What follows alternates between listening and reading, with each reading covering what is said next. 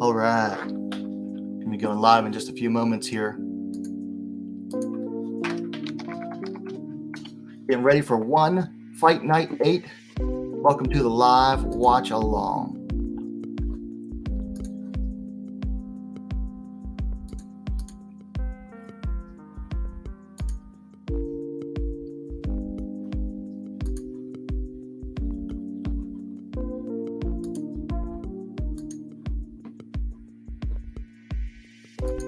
Make sure we're getting ready to go and up and running.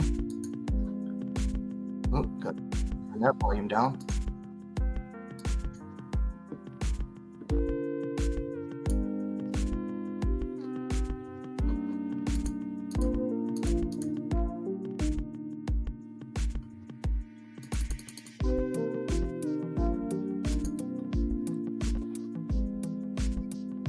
Just gonna wait and see if we get some people in. Going to tweet out the stream.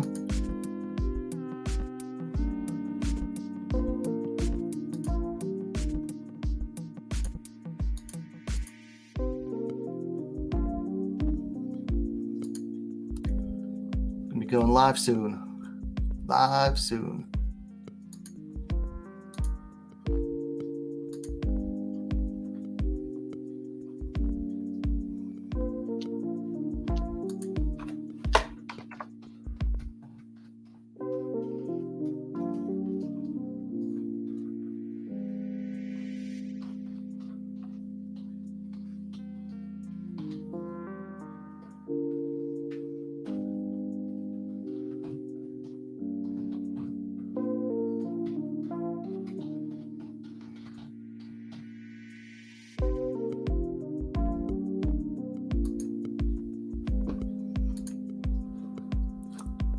And that's enough music, I think. What do you think? All right. Welcome back to WMAC Now with your host, Chuck Stevenson. Welcome to the live watch along for ONE Championsip's One Fight Night 8. It's coming to us live from Singapore. You can watch it on Amazon Prime Video if you're in the US and Canada. Everywhere else, better go to head over to onefc.com and check the listings there. In fact, I'll do you all a solid.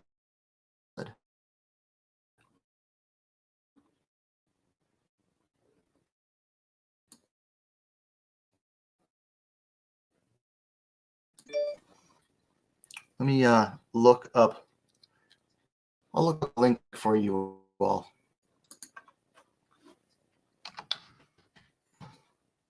I'll go ahead and post it in the chat.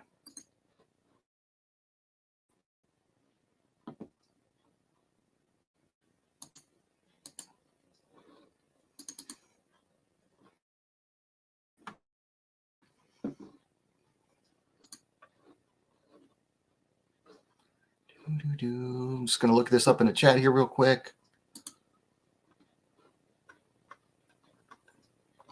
Got some good fights coming to us tonight. You've got strawweight MMA is going to be the first one. Alex Silva taking on Kato Yamakita.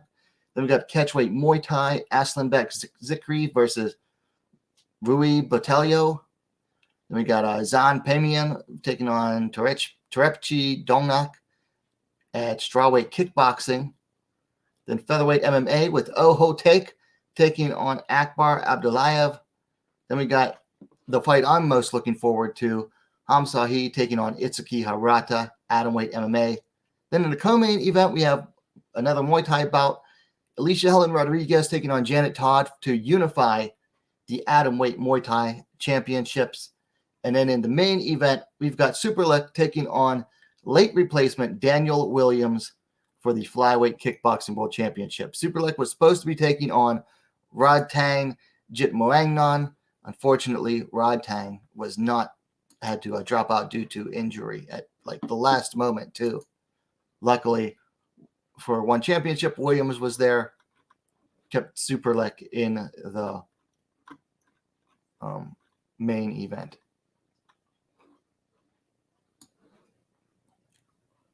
Trying to find the where to watch.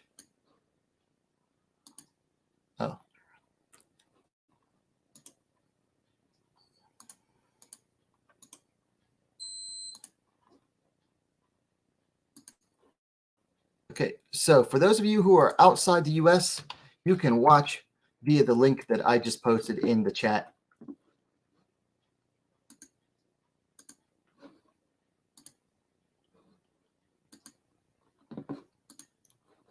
You can watch there. And I'm sending out a message to someone. I invited someone to come join the stream. We'll see if he shows up tonight.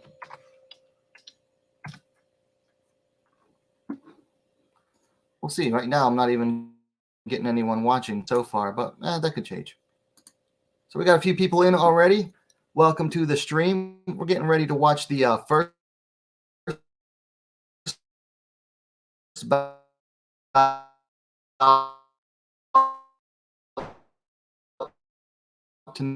we Alex Silva and Yamakita. Pocket Monk Yamakita says the keys to victory are to weather the storm, protect the leg, and Silva.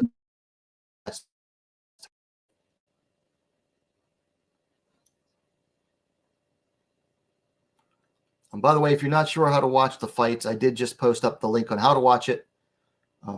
If you're in the US and Canada, you can watch it via Amazon Prime Video.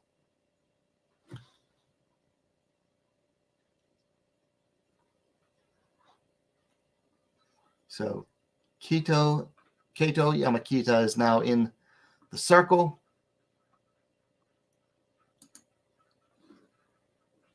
NHJ asking if it's on Amazon Prime. It is if you're in the US and Canada. Oh, by the way, please, can you all take a moment to hit that like button and subscribe if you're new to the channel. So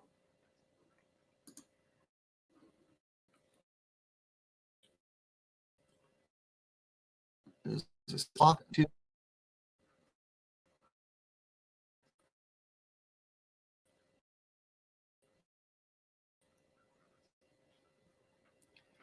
bouts. You didn't miss anything with the strawweight submission grappling bout. You didn't miss anything with that at all. Trust me on that one. But a couple of Muay Thai bouts at strawweight, and man, when she gets in stride and she gets on a roll, man, she do well. And she was just kick, throw some punches in, kick some more. Just really letting her kicks do her talking for her against Barbie Vandaryeva. And in the catchweight Muay Thai bout, I only got to see like the last round, but it was pretty good too. So some good action so far from ONE Championship on One Fight Night 8. So Alex Little in the video to stay active. Use the jab, secure the takedown. Keys. Let me look at the stats on this one. So Silva's coming in at 12-8. Yamakita coming in at 7-0. Silva's coming in off of a split decision loss 5 months ago in one against Gustavo Ballart. This looks like the ONE Championship debut for Yamakita coming in out of Pancrase. He is the much younger fighter at 26 to 40 years old for Silva. Silva will be the taller fighter at 5 feet 4 inches, 162 centimeters to 5'1", 156 centimeters for Yamakita. No reach given for Yamakita. Silva's, according to Topology, is 63.4 inches, 161 centimeters.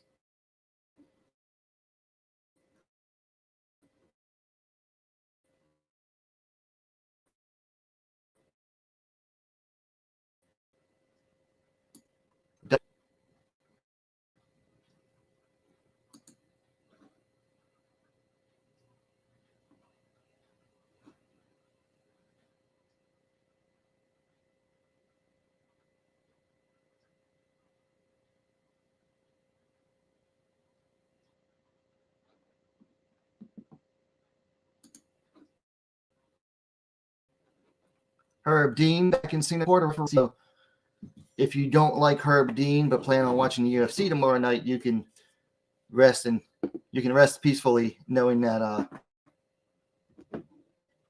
he won't be messing with the fights at the UFC tomorrow night.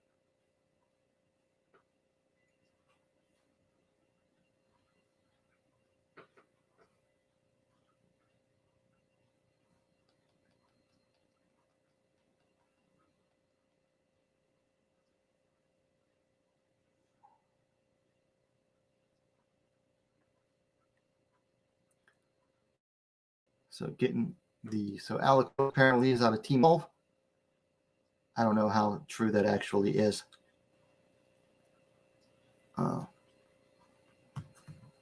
Like he might be one of those guys that they say he's out of Evolve, but like only goes there for, his fights, like his fight camps, or like the last couple weeks leading up to an event.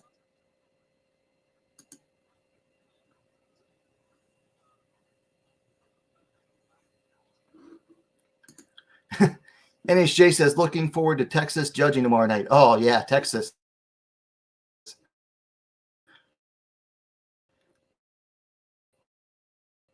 That would be the start of round 1.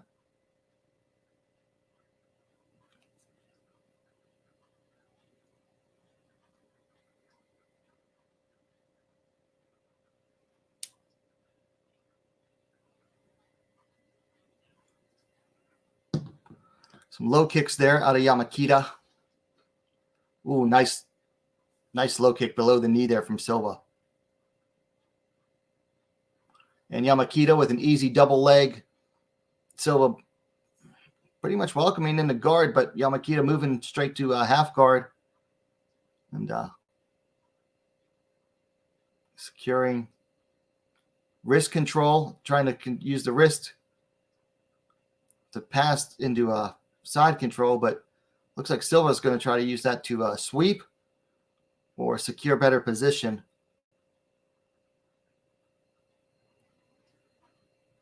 It looks like, yep, Yamakita manages to put him back onto his back. Now Silva going to the other side, but looks like Silva's going to get him back in the guard, and he does. Oh, Silva, high guard. He's got one arm in. Oh, high, triangle. This could be the triangle from Silva. Nope, he's going for an omoplata right now. And that doesn't work out so well for him yet. Looks like Yamakita maybe possibly getting the crucifix from the back. So this is a really nice grappling bout so far. A lot of good action, really nice positioning control. But Silva manages to get into the half guard of Yamakita now. So Silva, Little Rock Silva on top. That was a really nice grappling sequence. Like that was less than 60 seconds long, and you could easily turn that into like a really nice like YouTube style short video if you want. It just work. It gets right into the guard of Silva. Like I said, just really nice grappling so far out of this one.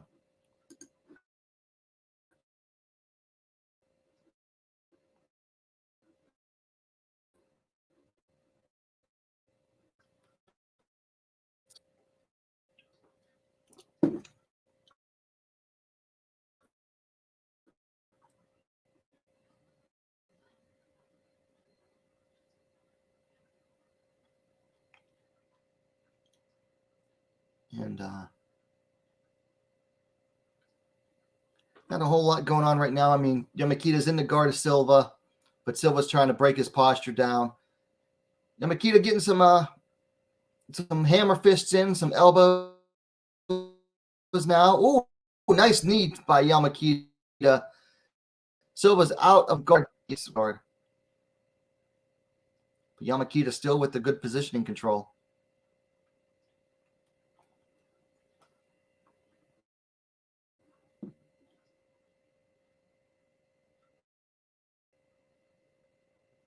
A whole lot. What can Yamakita do? Nice. Silva.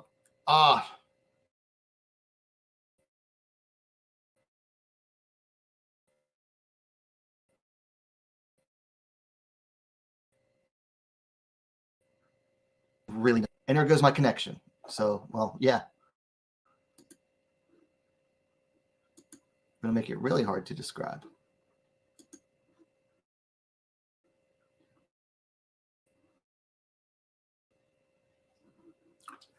So Silva's on top.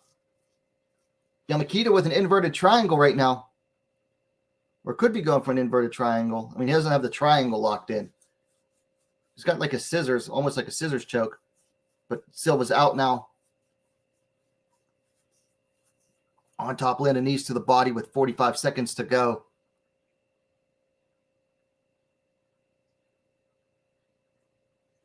Round number one. Silva on the defense for a lot of the round. Now he's the one in control. Oh, there's a nice knee by Silva to the top, to the head.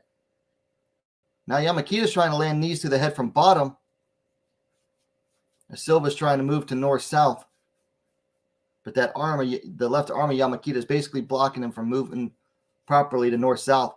Yamakita with some more knees from bottom to the head of Silva.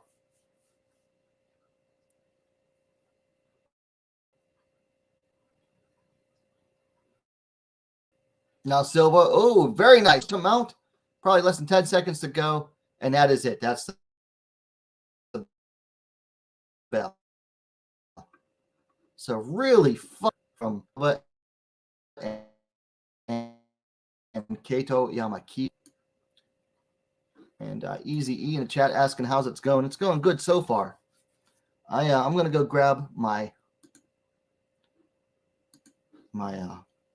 Bluetooth headphone real quick. I've got one in the computer. I want to grab the other one, my Wi-Fi ones real quick here. I'll be right back.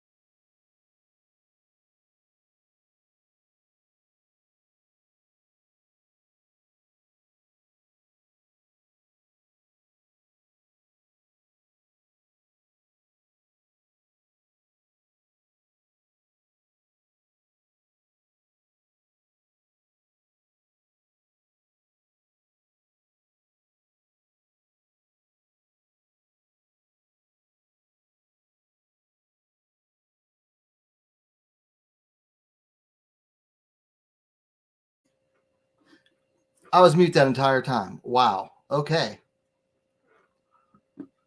Came back and I forgot I was on mute. So literally did all of round 2 on mute. I'm a bit of a boomer when it comes to all.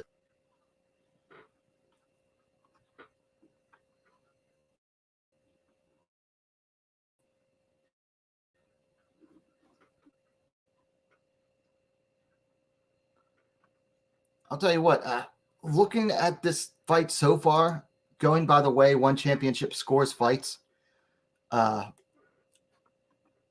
Silva's going to need a finish. He's going to need a finish in his third round. Either that or he's just going to own he's got to not only own every bit of this third round, he's going to have to get a near finish as well, or at least one near finish.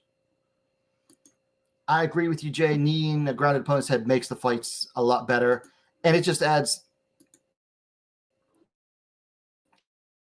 It stops so much nonsense and go on to you. Past Silva's guard now. Silva thrown. Yamakita takes the back.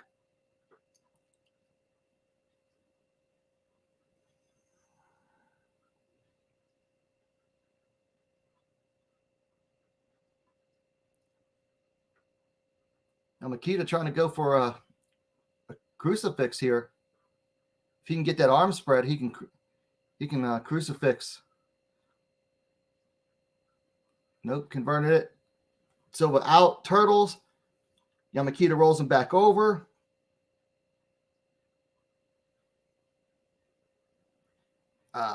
Silva might be out. But now Silva's on top. He's in a half guard.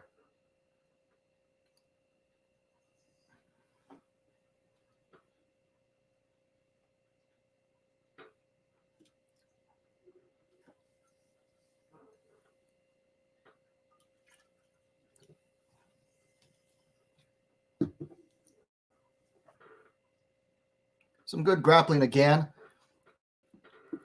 Silva in control right now. He's still going to need a finish to win here.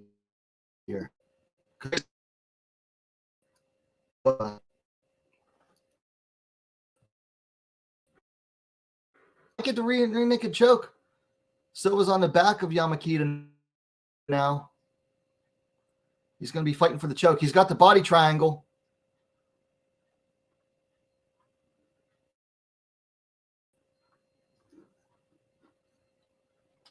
It's looking good so far for Silva. He's got the body lock, figure four body lock on Yamakita, but Yamakita has his arms, as you know, is working, defending the choke. Silva trying to punch, trying to open up for the choke, but Yamakita's defending pretty well. Yamakita up to his knees now, but he's got Silva on his back.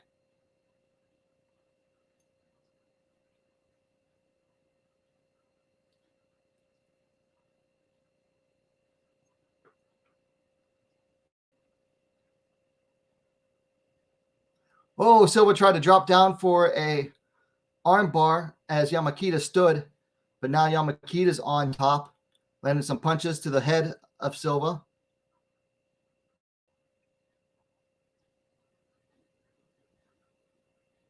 Silva on the defensive right now. Ooh, eats a knee on the way up to his feet. Nice knee there by Yamakita, who has Silva pushed up against the fence. And a minute 25 left to go in this third and final round of the opening main card bout here.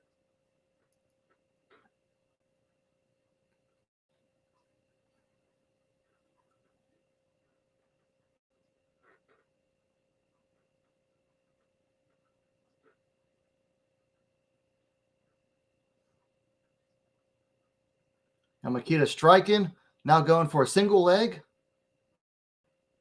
Gets Silva to the ground. It's pretty good. So he gets Silva to the ground there.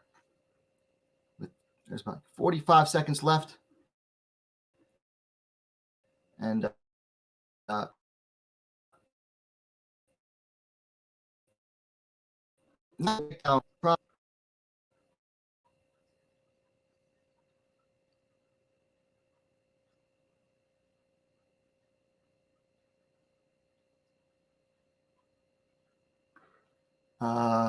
okay.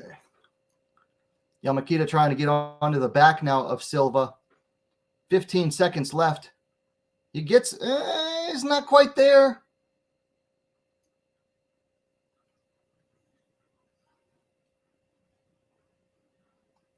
Silva on top. Yamakita looking for that final takedown as the seconds wind down. He gets it right as the bell sounds.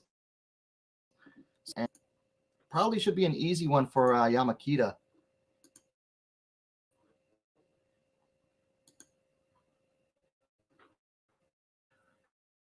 It's just, I still had Yamakita. I just had him pretty much everywhere.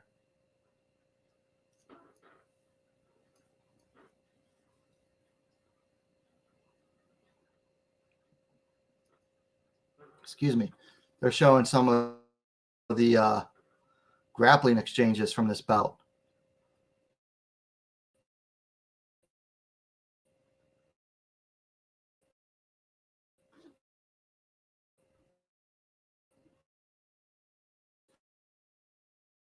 So we're going to get the decision here.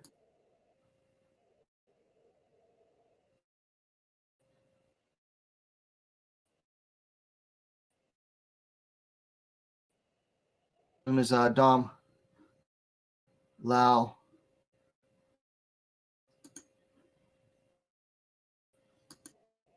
All right, Dom.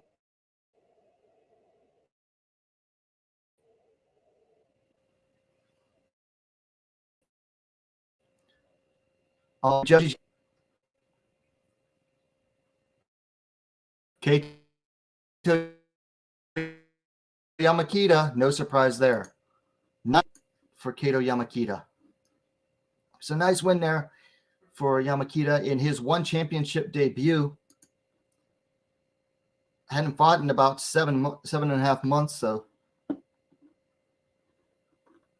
nice win for that newcomer. Of the next bout will be at a catchweight Muay Thai bout. Got a Russian versus Portuguese fighter. Aslanbek Zikriv taking on Rui Botelho. I don't know anything about either of these fighters, so we'll just have some fun with it.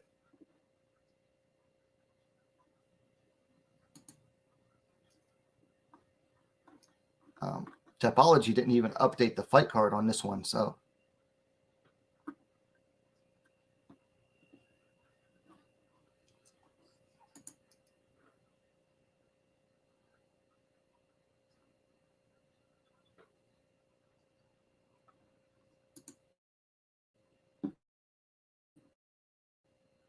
they're still showing some. There it is again. That's Yamakita. He used his right leg to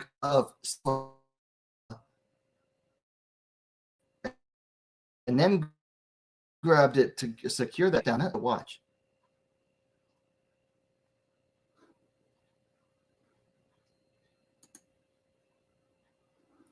So we're getting ready. You see, they're showing the fight card in the bout order. Got 2 championship fights at the top of this card. Look forward to.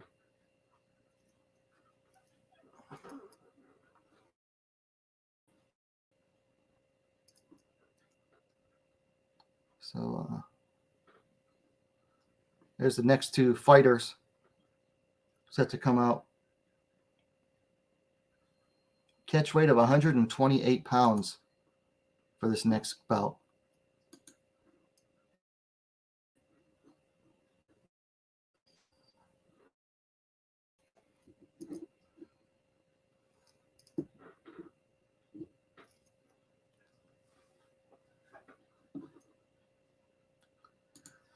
All right, so they're going to commercial. I'm going to run to the restroom real quick. So I will change the banner. I'm going to stop the cam and I'm going to mute, and I will be right back. And usually what happens is I take these breaks and I come back and there's more people watching, which we'll see if that happens this time.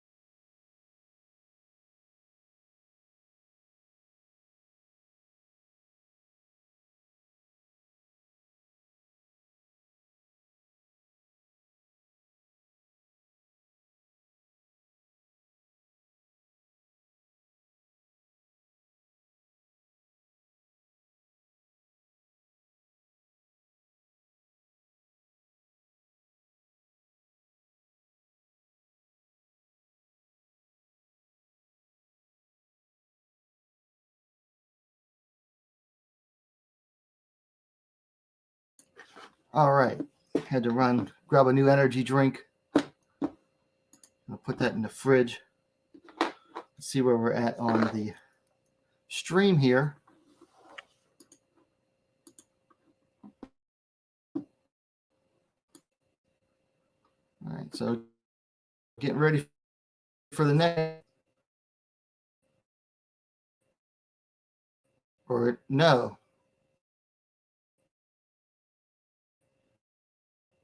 Order.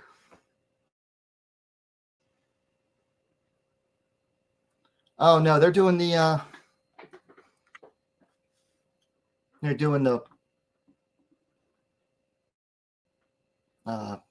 show intro.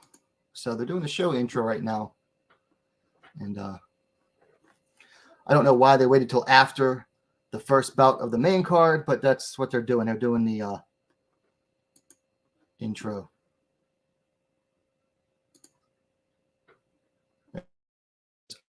Hotek, who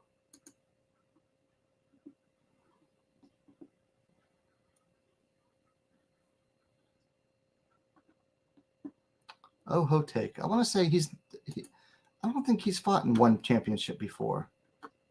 Oh, he has. So he has one win back in September on Amazon. Okay, see, I thought he was making his debut in it for this one. Interesting. Got 4 people watching right now. There's Tom Saw.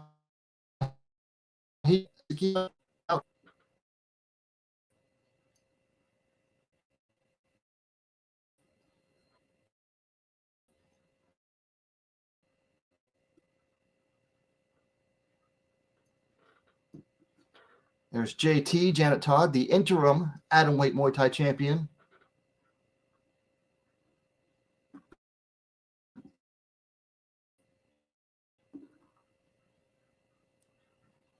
And there's pregnant over COVID.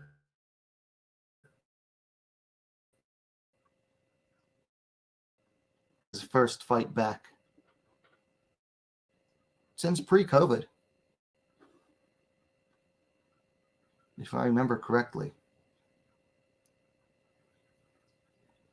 Now we have Daniel Williams, who will be challenging for the flyweight kickboxing championship against the champ, Superlek.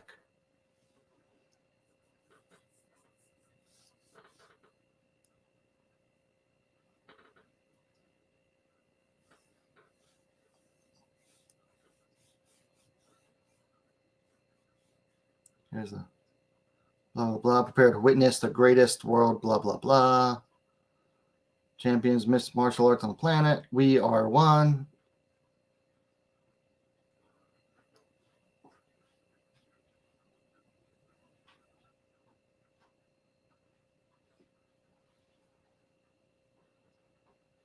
So, all right, we're getting ready for the next bout in the kickboxing, or excuse me, catchweight Muay Thai, 108 pounds. Number 2 ranked Aslanbek Zikriv taking on Rui Batello. Zikriv out of Russia, Batello out of Portugal. Batello is 28, Zikriv is 27. Batello 2 inches taller, 5'7" to 5'5". I missed the weight. So Muay Thai rules: 3 3-minute rounds scored under the 10-point must system. 3 knockdowns in a round equals a TKO. No throws or grappling, which means it's not true Muay Thai.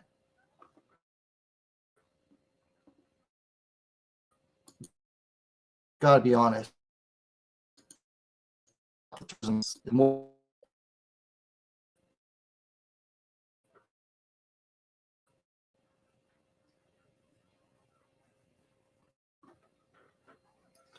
So Rui Batello making his way down the entrance ramp.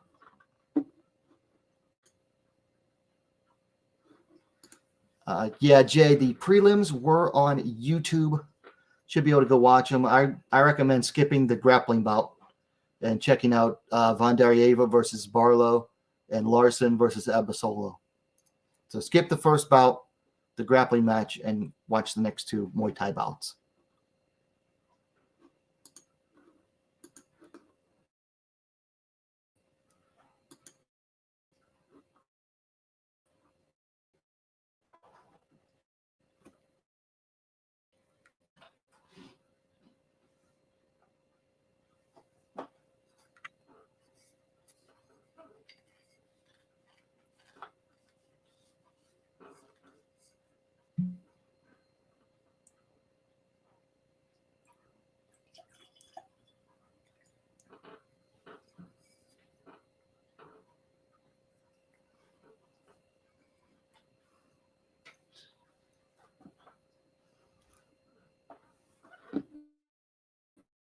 All right. So for Batello, pull the trigger. I missed that third one.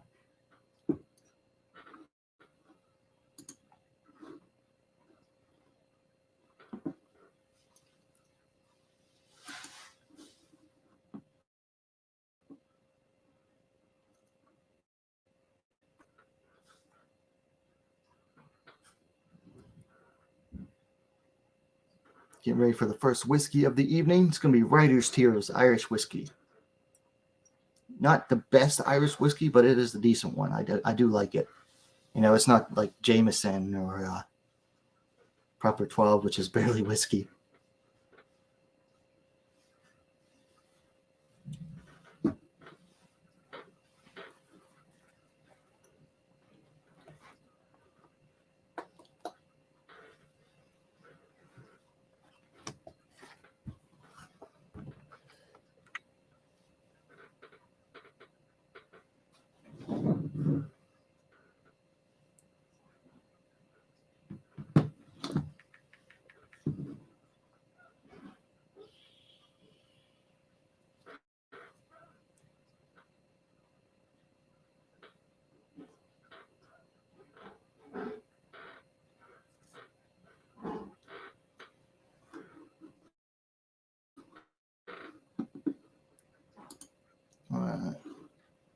Michael Jordan in the chat saying, yo, what's up, Mike?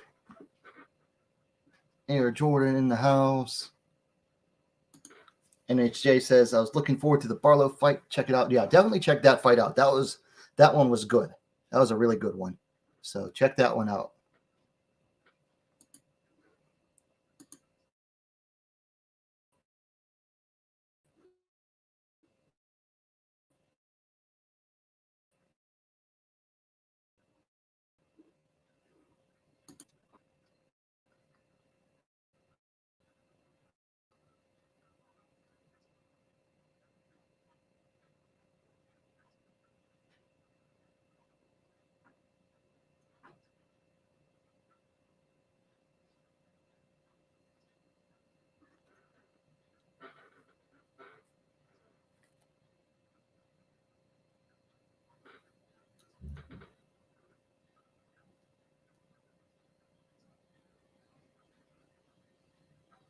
All right, so both fighters in the cage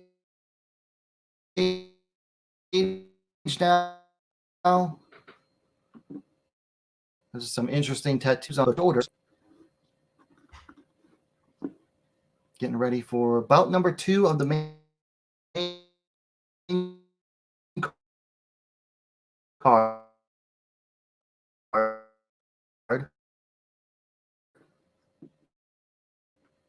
Catchweight Muay Thai versus.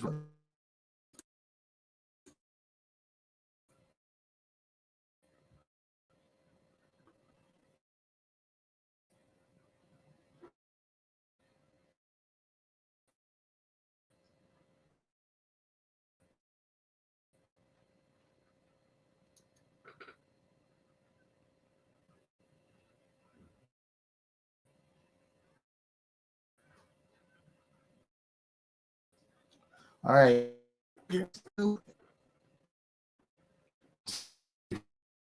Hungry. He has that smile like, yeah, we're gonna.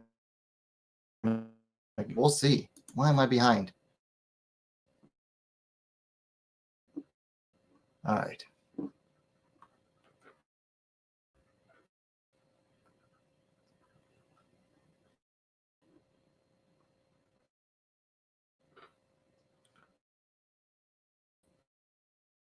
Not caught Battaglia off balance. Misses with a man, these guys are moving fast.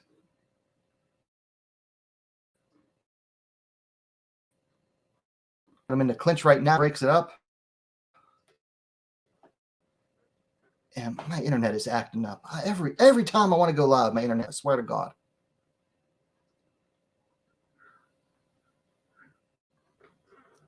All right, so I clinch, land a few knees, and now they split them up. See, this is what I don't like about ONE Championship Muay Thai. They break up the clinches. See, there we go. We had a nice throw by Zikriv, but that doesn't score. If you're gonna have Muay Thai, you gotta have full Muay Thai.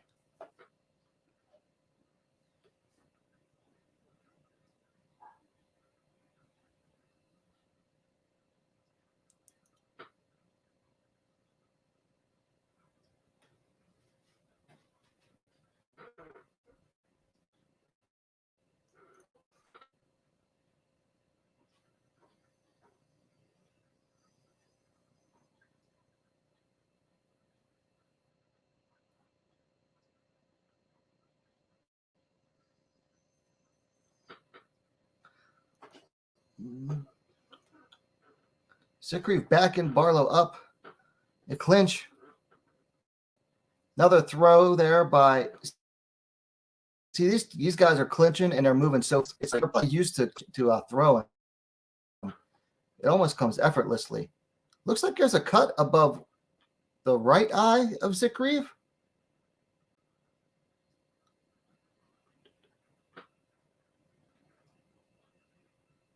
See here, they're clinching again, and they basically fall.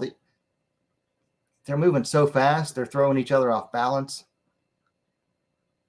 It's interesting. It's really. And there we go. If So referee telling Zikriv, like, no throws.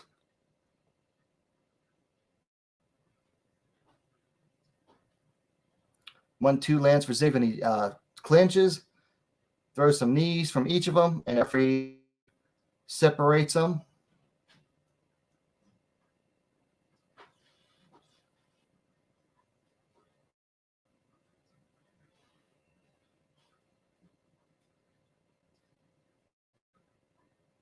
Looks like close to the end of the first round. Ooh, Zikriv has a nice mouth. Yeah. He's got a mouse above that right eye. Probably from a cut. So got 4 people watching now. If you haven't yet, please take a moment to hit that like button and subscribe if you're new to the channel. Love to keep providing content like this, whether it's worth it. Yeah, I don't know what hit him, but his eye is jacked. That's a full mouse over the right eye of Zikriv.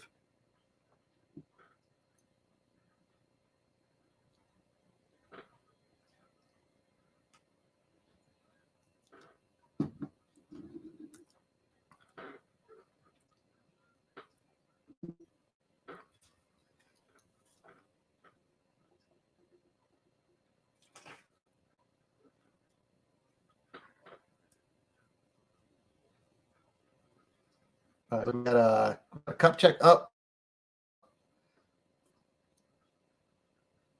Zikriv didn't have his mouthpiece in. That's not smart to start a fight, start the round without your mouthpiece in. You don't want to be doing that.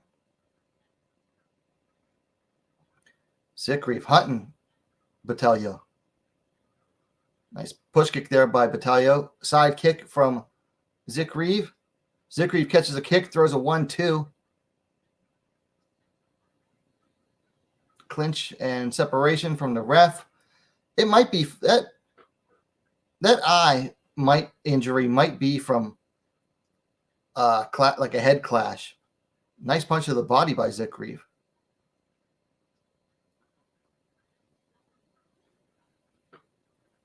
Ooh, nice exchange there. It's a nice combination from Batalio. Batalio is starting to land some punches immediately.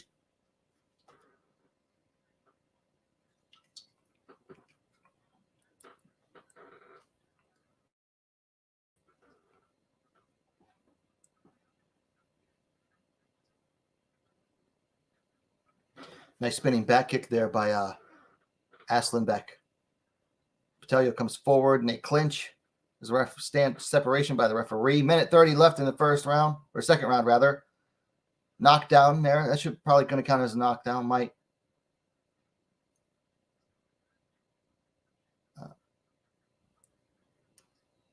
Some more clinching. These guys are too clinch happy. I think Aslanbek's afraid to stand in the pocket with Batalio. He just keeps clinching and clinching and clinching. It's almost stalling at this point. Nice low kick there by Aslanbek. Side kick misses for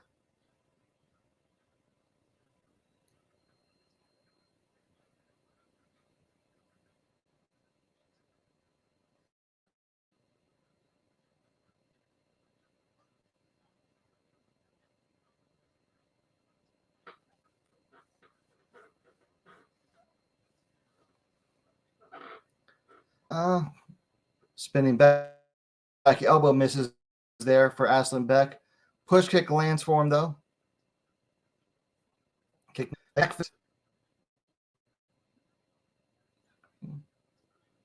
Referee separation from the clinch. 15 seconds left.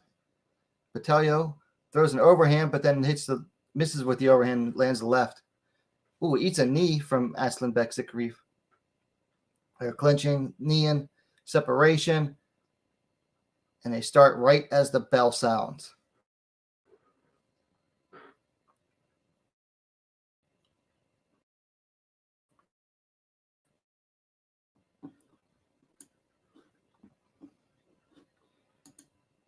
Michael Jordan asking, do I have Zikriv or Batalio? So I gave the first round to Zikriv But I might give the second to Batelio.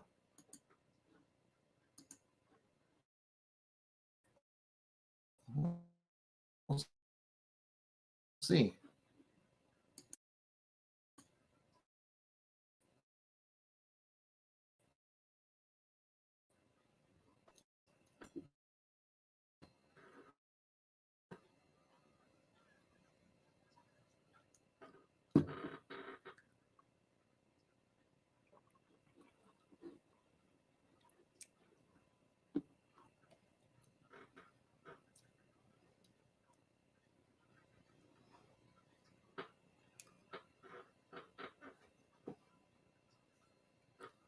All right, start of the third and final round of this Muay Thai bout. Ooh, both of them land kicks. A couple of punches land for Zikriv. Throws the low kick. Ducks under some punches by Batelio to clinch. The referee separates him. Batelio throwing big, but he's missing big. Now throwing more precise striking. Still clinching a lot. Separation by the ref. Restart by Zikriv. Batelio missing on some low kicker. Lands a side kick, but eating some punches now.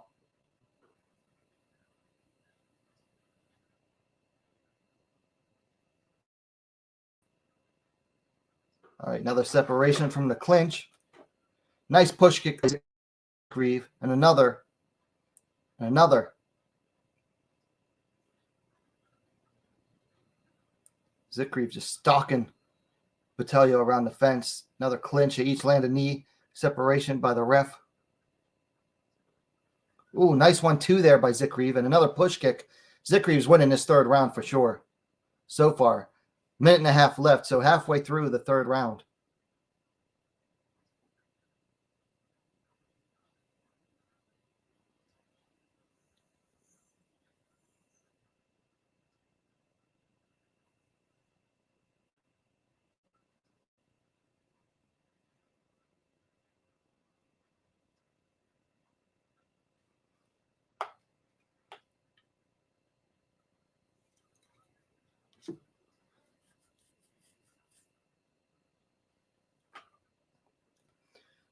So we got a little less than a minute left in this bout.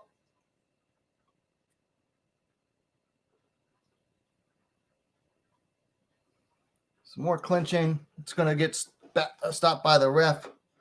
We need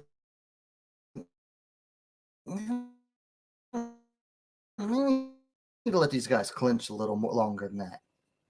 In the Muay Thai, like let them clinch a little bit. Oh, there by a punch. That's score that a knockdown. I mean, he might have caught him off balance, but he definitely went down to a knee. And there's a throw against the fence. Referee telling him to stop. They're going to restart.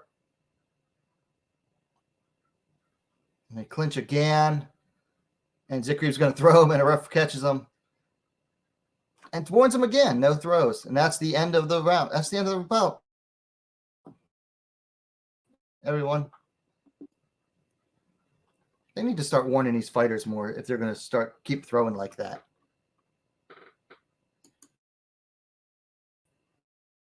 I remember way back when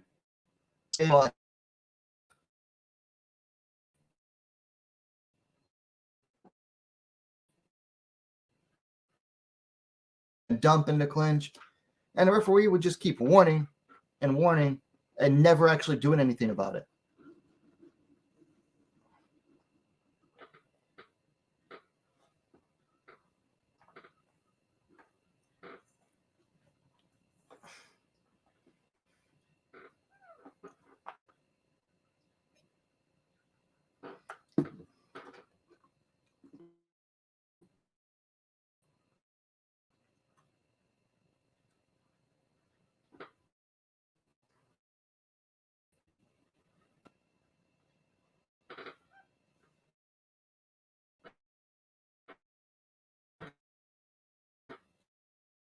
So we're going to wait on the decision here.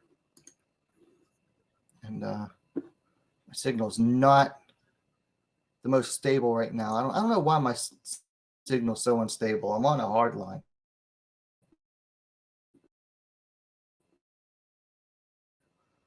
We're waiting on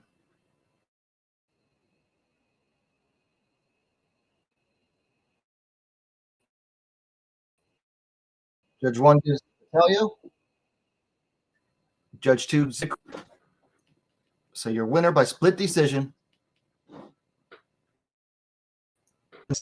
Grieve. The sound's a little bit, but I could tell who was going to win it.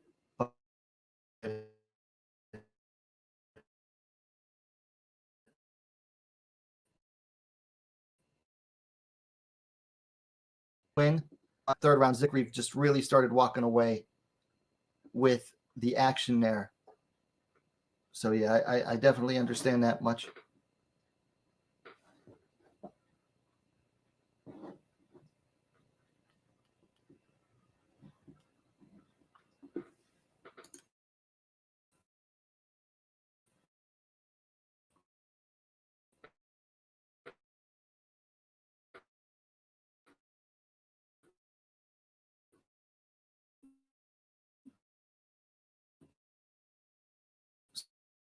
So Aslanbek Zikrief defeat Zan Paimian, taking on so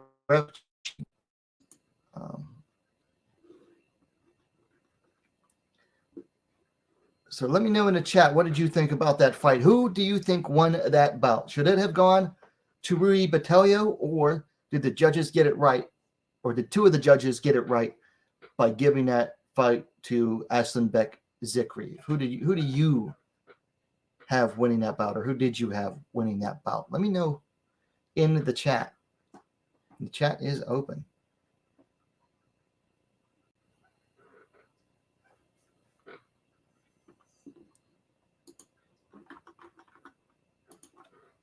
I'm going to wait on the next bout.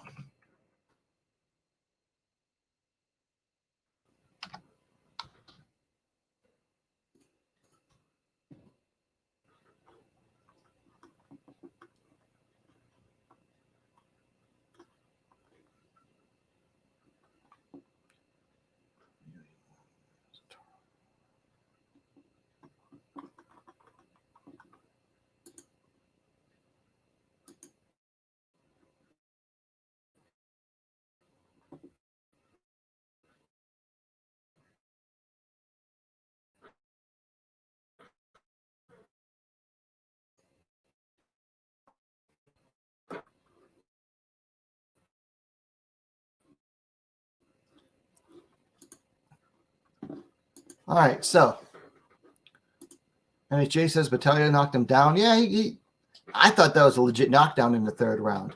And you would think that with the knockdown, it'd be an automatic 10-8. I guess not. Or maybe, I don't know. So I'm not sure what's going on with that.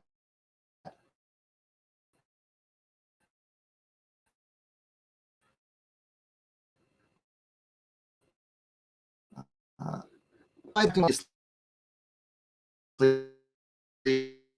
and now they're faking, or this entrance was filmed previously. They're fake now. I don't know what they were doing. That's confusing. It's like they showed her in the opening ceremony.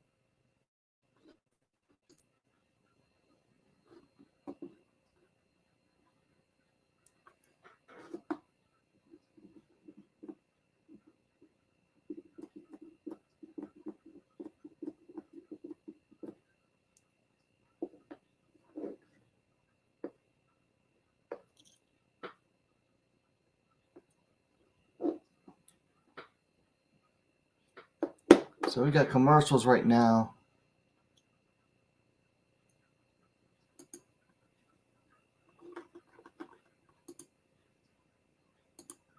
So what we got going on now? Still waiting on commercials on ONE Championship or on Amazon, advertising their original shows. Amazon does have some good original content. I thought like the first 2 seasons of Man in the High Castle were really good.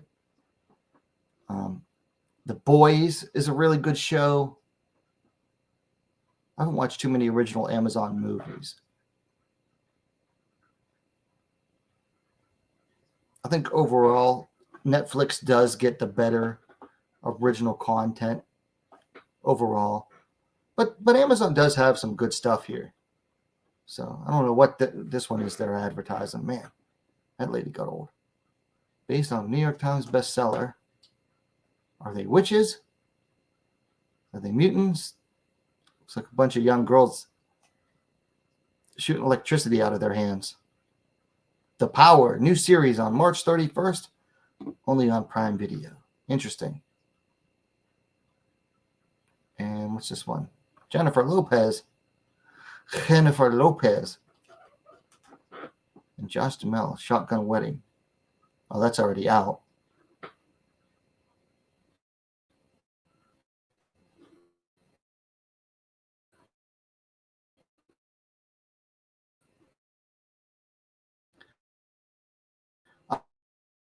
All right, here we go. Next About Time, taking on T. Dong.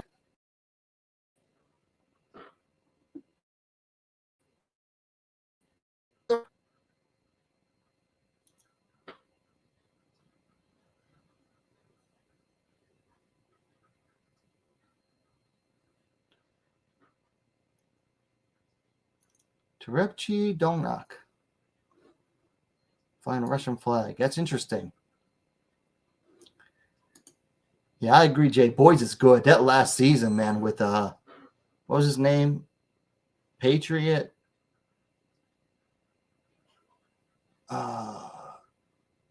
Homelander's like the main bad guy.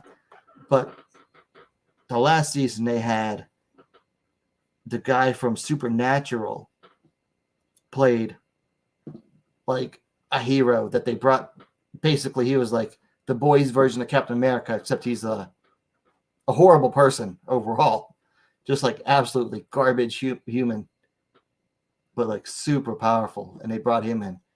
And he ended up being, even worse than Homelander.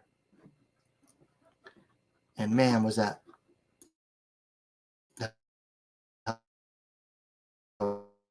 was a good season. That's all I'm going to say about that. But definitely check out The Boys. So we're getting ready for this kickboxing bout. Looks like they're comparing these two to Rod Tang. I'm kind of sick of hearing about Rod Tang right now. Like a lot of people are thinking he straight up ducked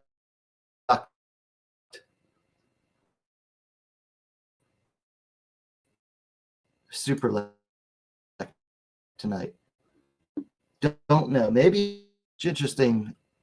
It's interesting when Rod Tang got canceled and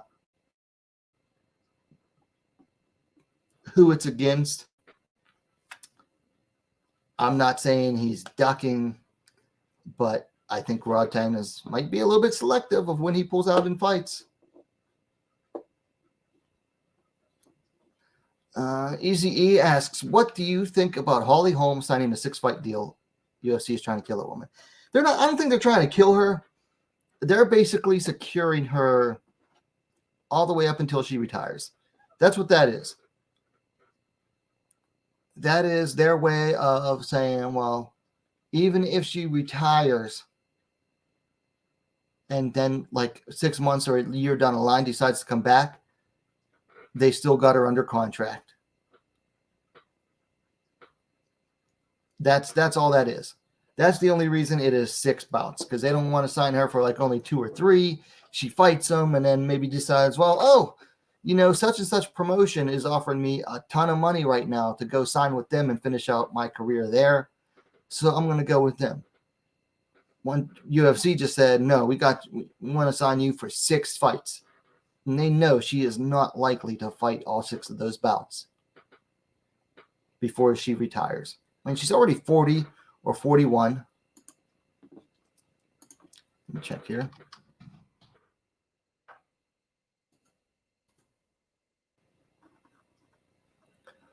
Holly's 41, just turned 41 in October.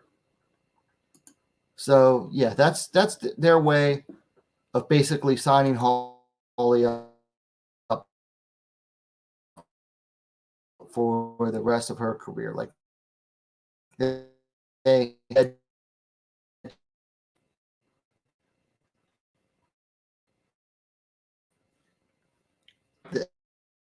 as long as they for that many fights, she retires. She still got fights left on her contract. She can't just retire and then like 6 months later go, oh, this promotion wants me to come out of retirement and wants to give me X amount of money to do it. So UFC can be like, nope, we still got you under contract because you're still within that time period. You still owe us bouts.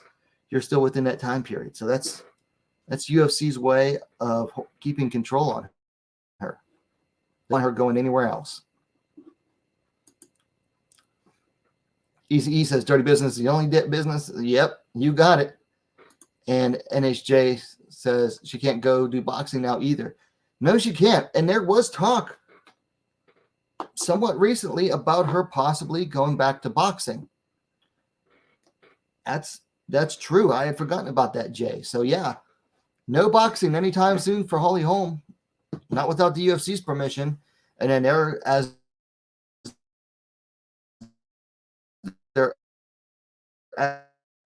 as her promoter going to check of her purse.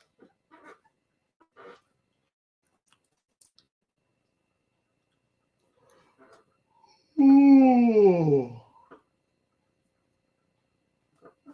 So the only way Holly returns to boxing likely now is if it's going to be some rinky-dink boxing promotion that airs on Fight Pass, because they have a few boxing promoters on Fight Pass right now. I don't know if Roy Jones Jr. boxing is still on there, but they've got like 1 or 2 other small boxing promoters on there. So Zan Paimi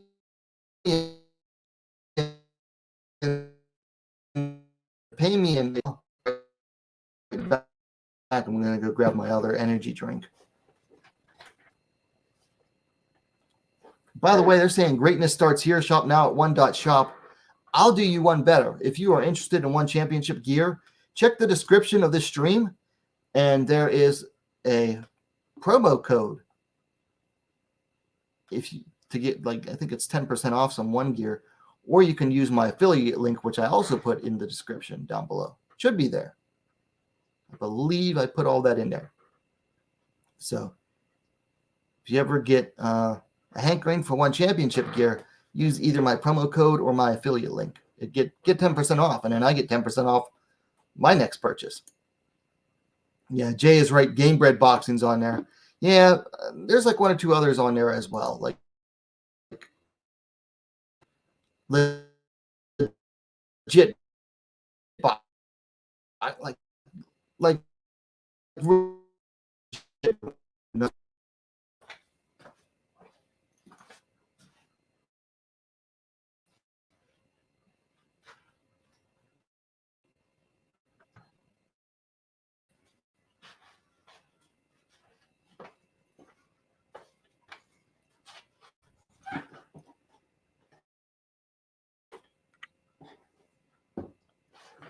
all right, so both fighters are now in the circle. Strawweight kickboxing about to go down.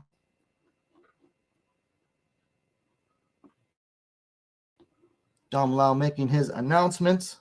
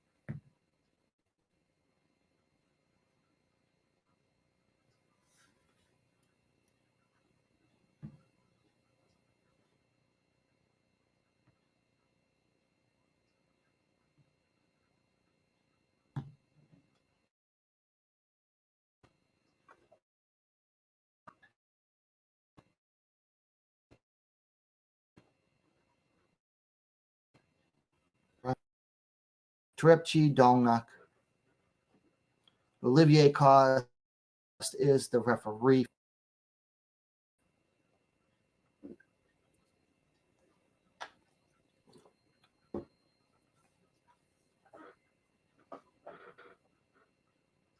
Nice inside low kick by Zahn.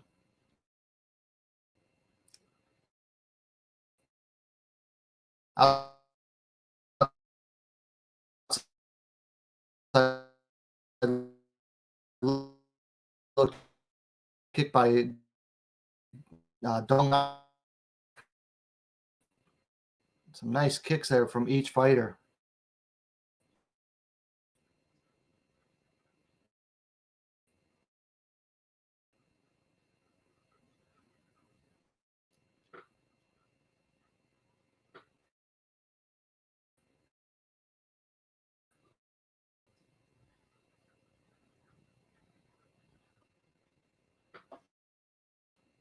Oh, nice one too there by Zahn.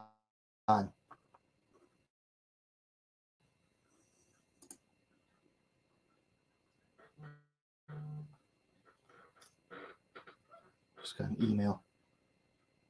Nice kicks from each fighter.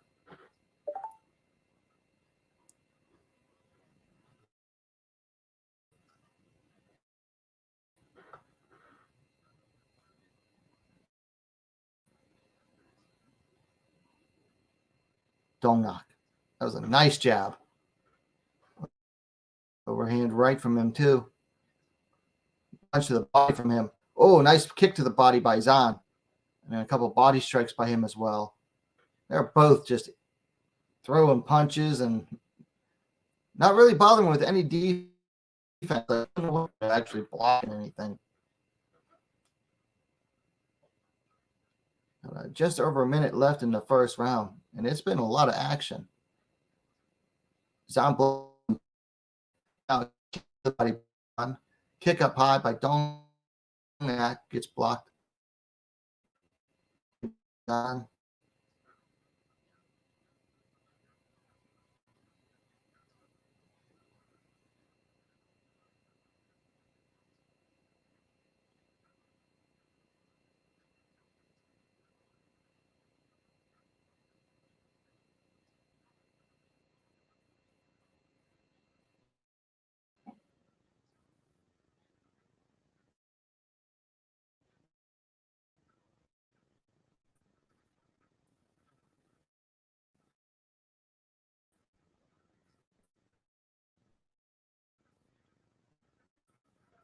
Nice. I like this bout so far. This is a good bout. About it.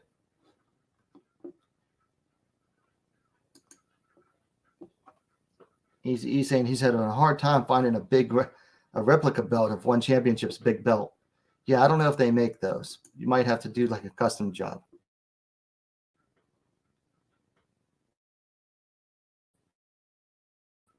Maybe someone at cheapest option, get someone to like design it and 3D print it.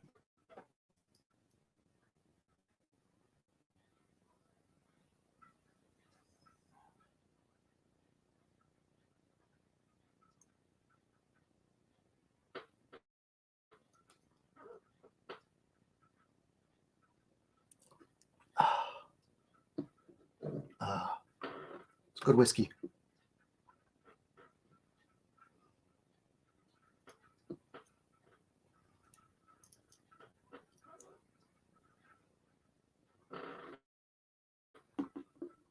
Can't drink at work at 6 a.m. It's already 20 after 9. That's a good question, Michael. I'm not sure who took that one.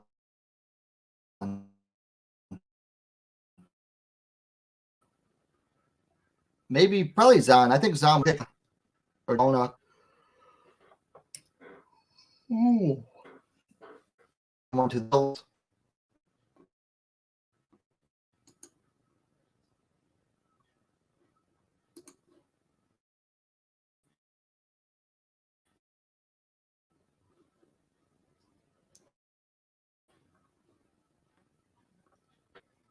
That's deep donk.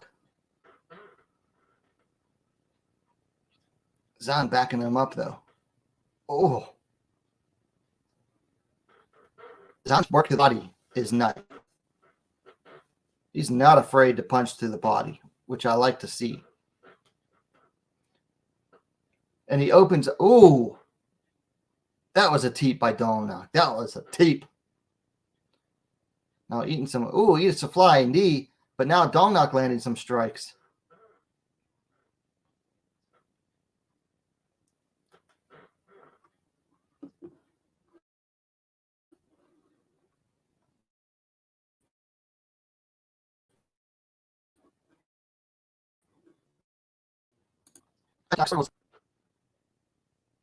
Ooh, nice kick to the body by Dongnak. Woo.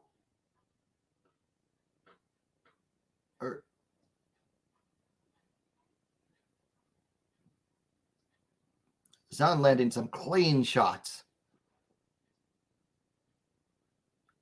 And like I was saying earlier, I like how he'll open up the body, then go to the body, then go back to the head.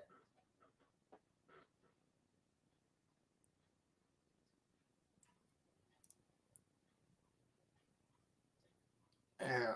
Oh, man, more nice body work by Zahn. Ooh, there's a nice right hook. So we got a minute 8 seconds left in the second round. A lot of decisions, all decisions so far, I think.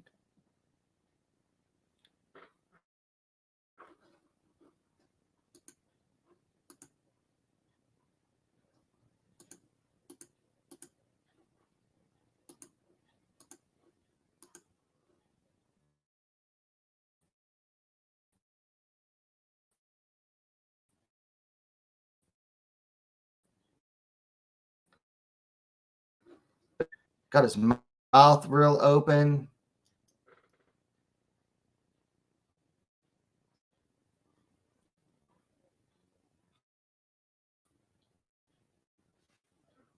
Ooh. Excuse me. Yeah, Dongnak, those body punches are wearing on him. You can tell. He's swinging big and missing. He's swinging slower. His mouth's open, wide. Put his mouth to get more air in. That's from all those punches to the body by Zahn. And that's the end of the second round.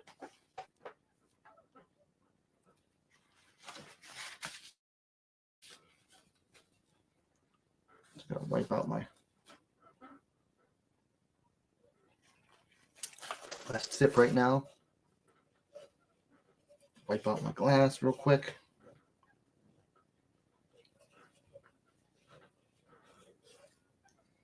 All right. With my glass wiped out, I'll be ready for drink number 2 in a second. Easy E. This is a very nice scrap. Love the technique. Yeah, this is a fun fight. I'm really enjoying this one.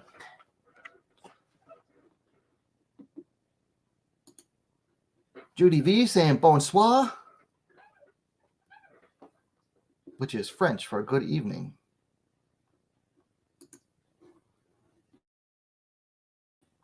Judy V, my one and only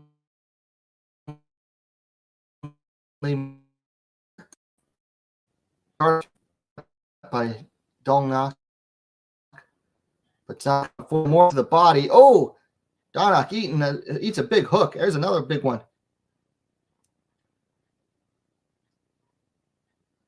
Dongnak's blocking a lot of the strikes that Zahn throws, like when he throws combinations, but enough are getting through that they're definitely scoring. That was a nice uppercut by Zahn on Dongnak. Looks like Dongnak might be bleeding in his mouth.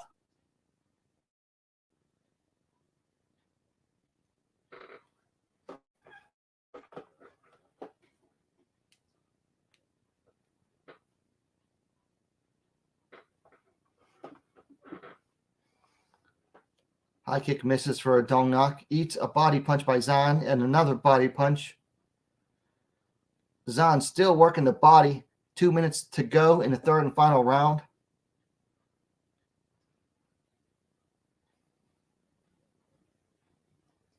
Zahn just, ooh. excuse me, down some body shots. Eating more, and how the head opens up.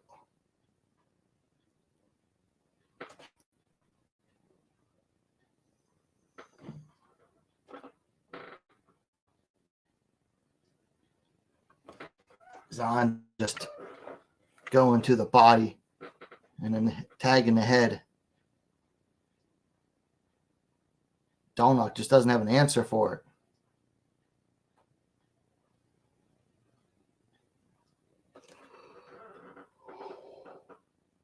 Ooh, I'm tired. Ooh, that was a nice hook there by Dolnock. Minute left to go. Third and final round of this Muay Thai bout. Or I'm sorry, kickboxing. This bout has been a good example of just how fun and exciting kickboxing can be, because they're both just going at each other with every weapon allowed to them. Oh, man, Zahn's body work is beautiful.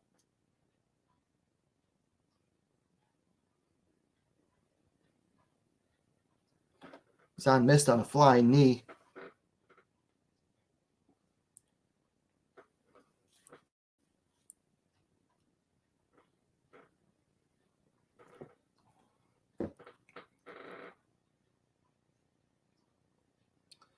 Push kick lands for Dolnock, but Zahn lands some punches afterwards.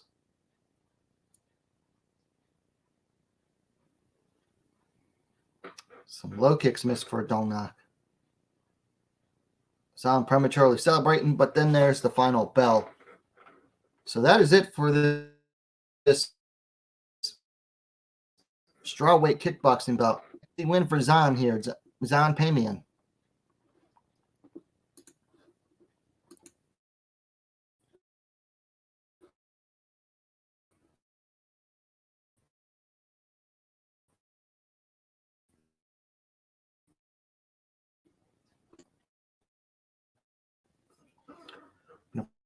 Now, this is going to be High West Double Rye, which is a blend of straight rye whiskeys. High West, they make some of their own whiskey, but what they're really good at is procuring whiskey from other distilleries and blending, which is like an art more than anything.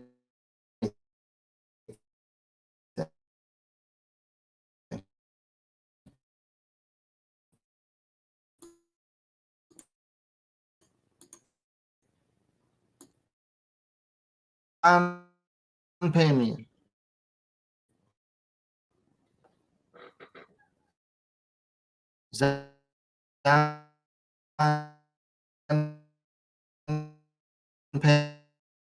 Pamian. No surprise there. So no surprise with that result there. Zahn Pamian defeating Trepchi Dolnock. Those body shots were brutal. He's not going to be able to move tomorrow. He's going to have a hard time breathing the rest of the night. That's for sure. That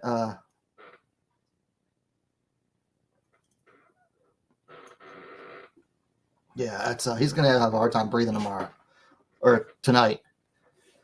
He's going to be sore tomorrow. Like he's going to roll. He's going to wake up probably on his back, and he's going to roll over onto his side, and he's going to hurt.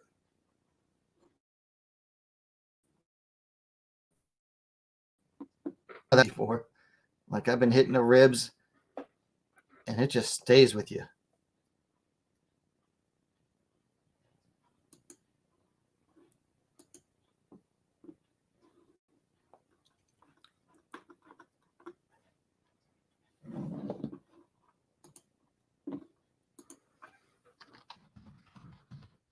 Body shots were key for okay. Yeah. One fight night.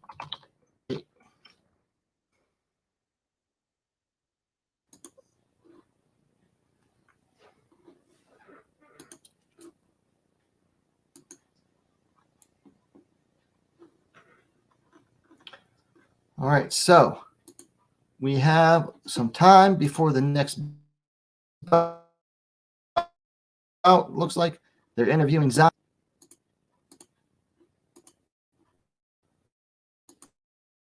What is it?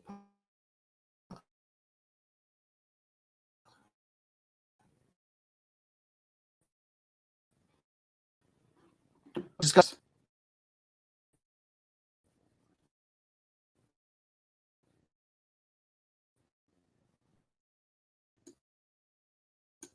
Getting a bonus. That was quite a performance. I don't have complaints about him getting a 50K bonus, that's for sure.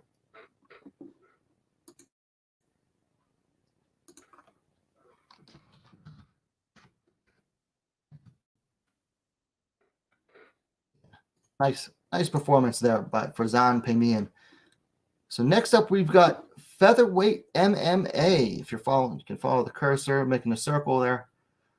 South Korea's Oh Ho-taek taking on Akbar Abdullayev. Looks like he is out of Kyrgyzstan. Looks like Kyrgyzstan flag.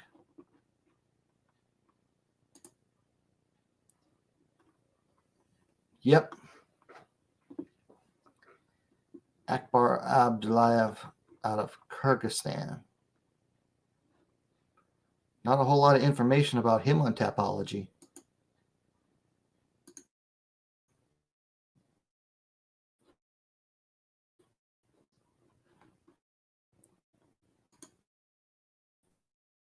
So I'm going to wait for that next fight.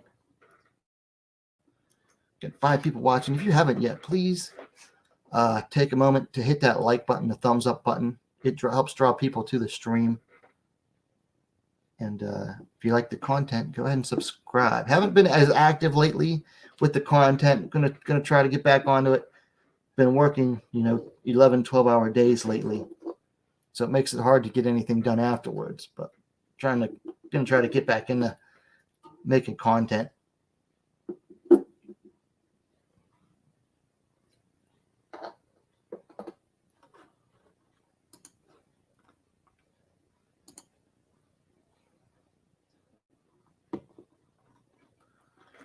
UFC tomorrow night.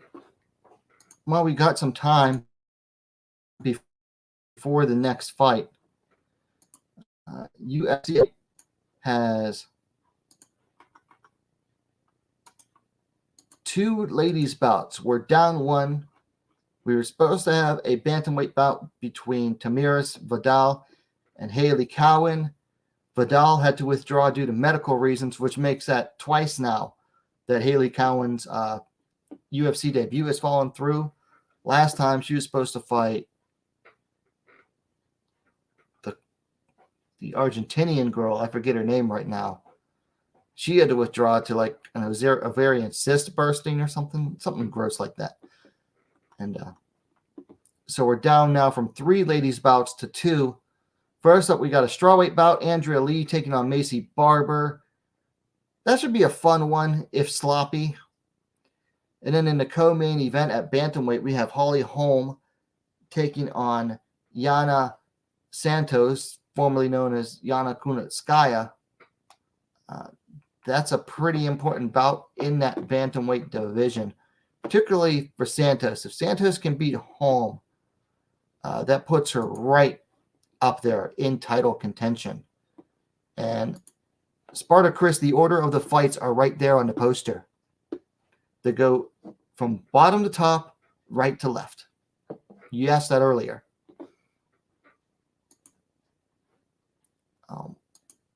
Anyway, as I was saying, if if Santos can beat Holm, that puts her right up there in title contention. Whereas if Holm wins, it keeps her up there. I think Holm's coming off a loss right now. Yeah, she's coming off a loss to Ketlin Vieira back in May of last year.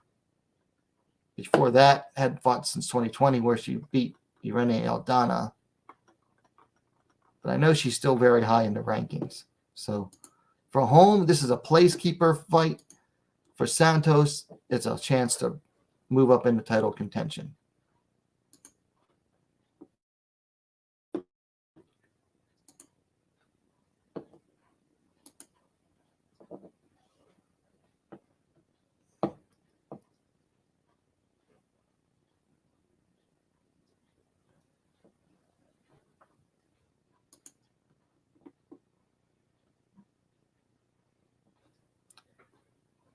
So got commercials right now.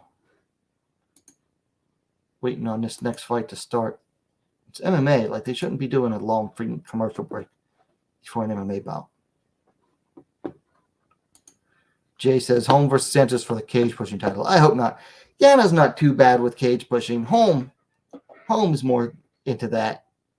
If she's not staying out in the distance, then yeah, she's pushing against the cage. I had the wrong banner up that whole time.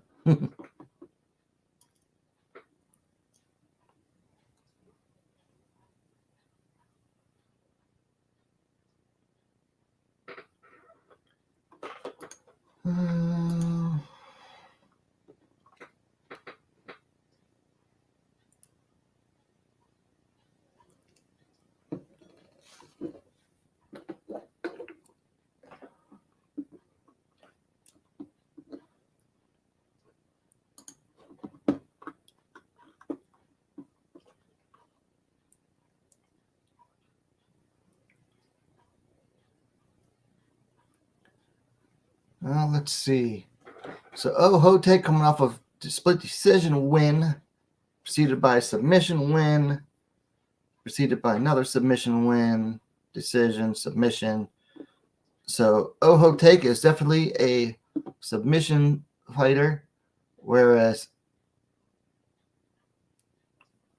Abdullayev coming off a submission, preceded by 4 straight knockouts or technical knockouts. So, yeah, this fight should end in a finish. The only other finish was the third.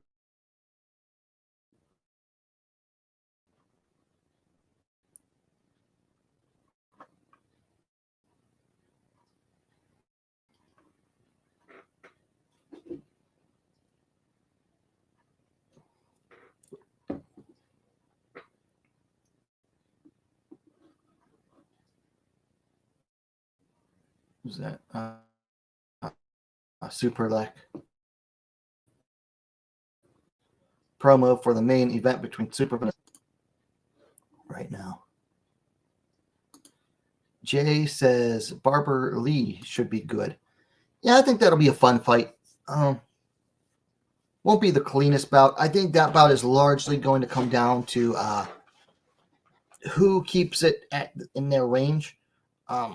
I think Lee does better with the longer range striking than she does in the pocket, whereas Barber, thanks to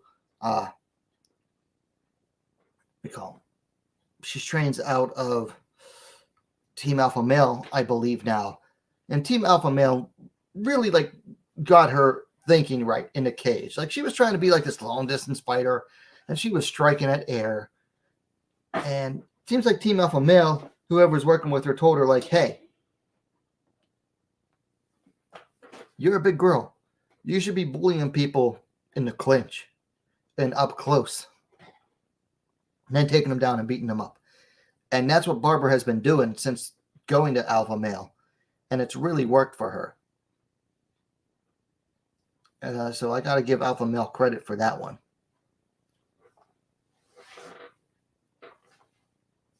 Which I don't like to do. I'm not a big Team Alpha Male fan.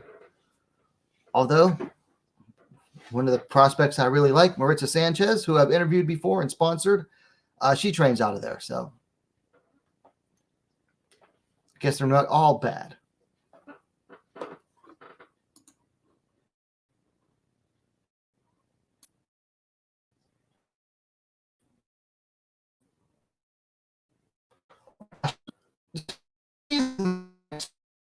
Fight.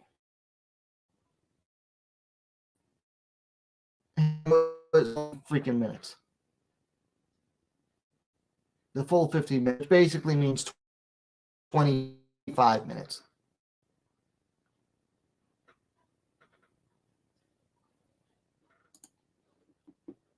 They had really good pacing before now.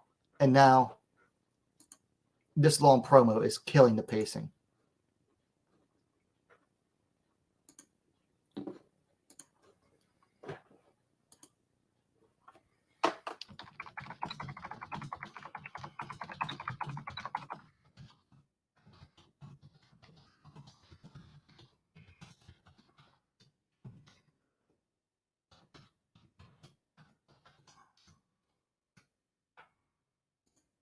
They even just tweeted that out that the promo's killing the pacing.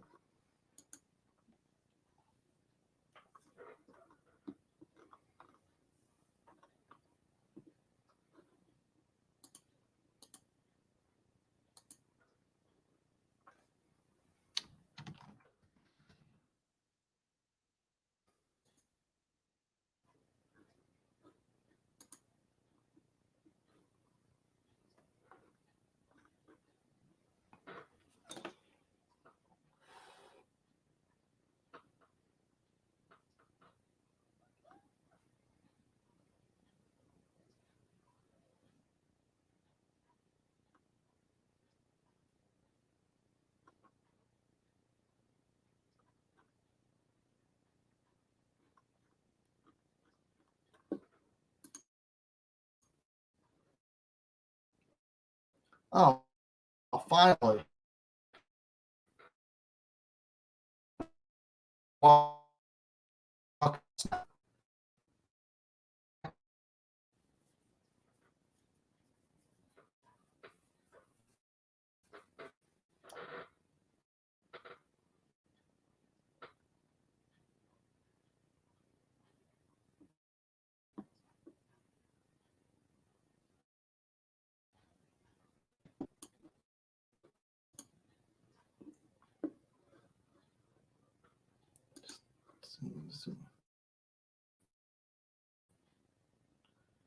What is he waiting on?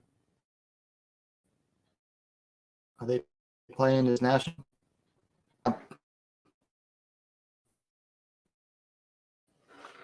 And just stood there for like a moment.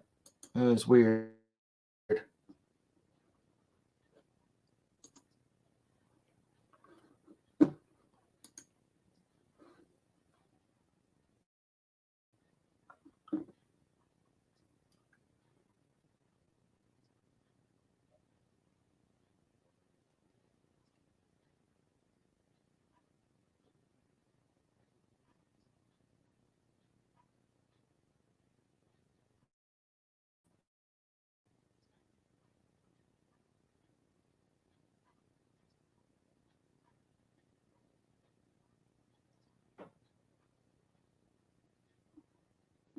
So keys to victory for Akbar Abdullayev. Set the tone early, counter strikes, and top position. Seems like they do not want him getting underneath Hotake O. Thing is, to set the tone early and counter strike, that largely relies on his opponent feeding him opportunities to counter strike. So that's a kind of contradictory things, a little bit of contradictions going on in those keys to victory.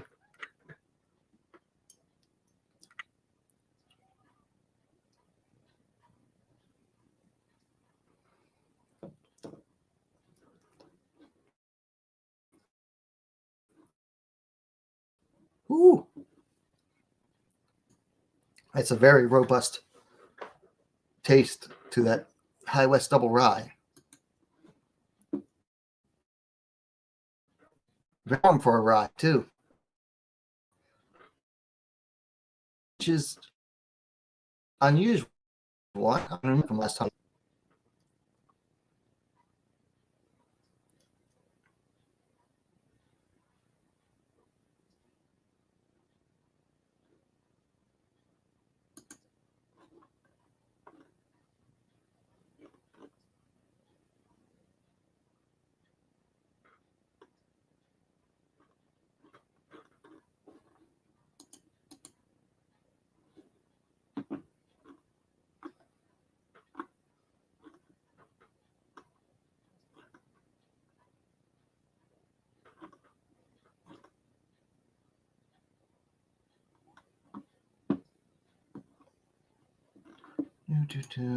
So, Hotech making his way down. He's out at the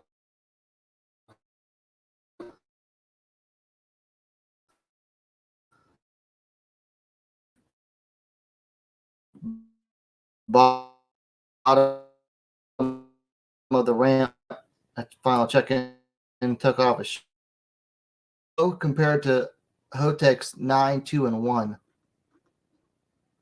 A lot of round one victories. 1-1, 2-1-1, 1-1. So Abdullayev has only gone past the first round one time in his fights. And he won via ground and pound in the second round. That was last year in September. And then he went on to win 3 more times. Looks like he won a single night tournament back in November.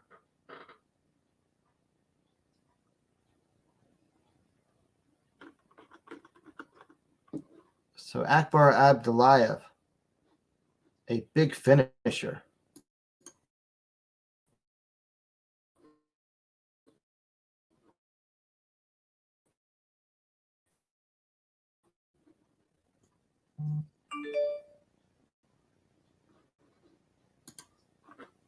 Yeah, Easy E talking about my last vid. Yeah, I've been working nonstop.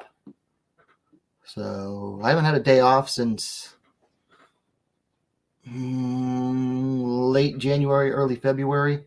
And I mean, granted, on the weekends, I only work 4 to 6 hours on Saturday and 4 hours on Sunday. But it is exhausting. And the last week or so, on the weekdays have been 11 to 12-hour days. So yeah, pretty tired. I'm tired right now, but I know like as soon as this fight's done and it's time for Ham's fight, I'm gonna be like wired. Just waiting.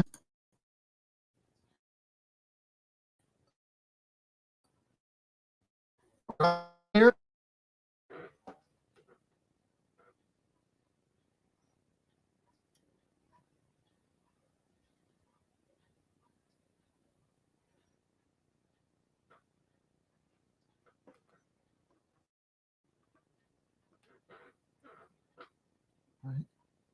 Hotek trying to throw some inside low kicks, but missing so far. Abdullayev wearing basically gray sport shorts, like short basketball shorts. That's funny. But ooh, land a couple punches to throwing to the gut, throwing to the body is Abdullayev. Hotek not landing much at all yet. Leaving the body wide open for Abdullayev. Oh, big uppercut to the gut, floors. Oh, and he's eating punches, and that's it. That's it. Abdullayev gets another first round finish. Oh, my God. Woo. He landed an uppercut to the Hotek and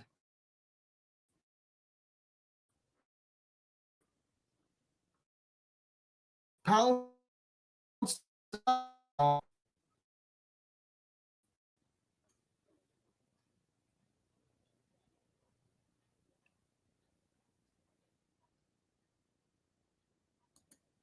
That's how you make an entrance. Wow. That is how you make a ONE Championship debut, everyone. Good Lord.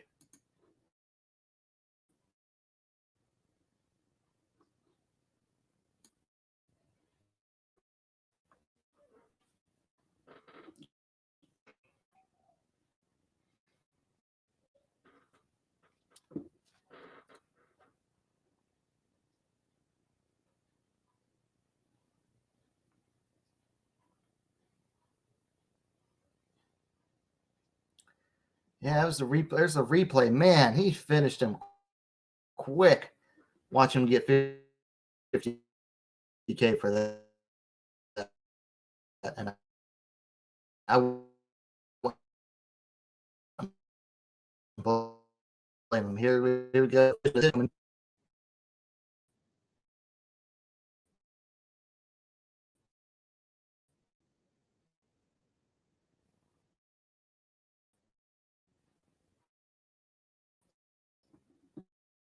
I think that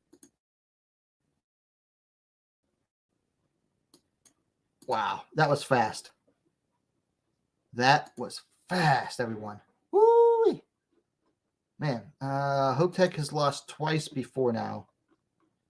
Has he ever lost that fast? His only other losses were via decision.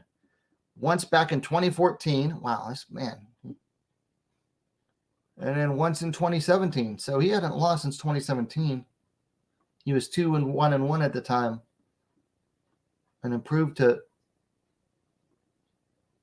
9-2-1.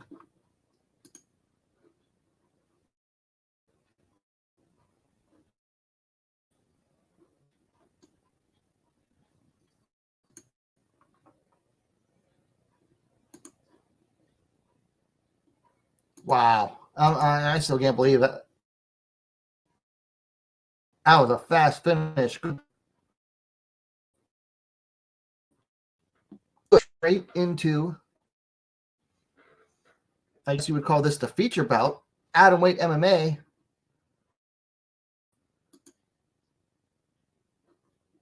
Sahi Hong take. Really?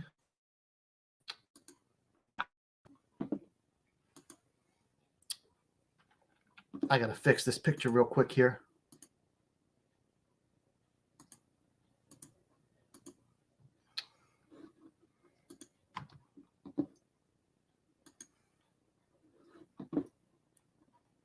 Give me a minute.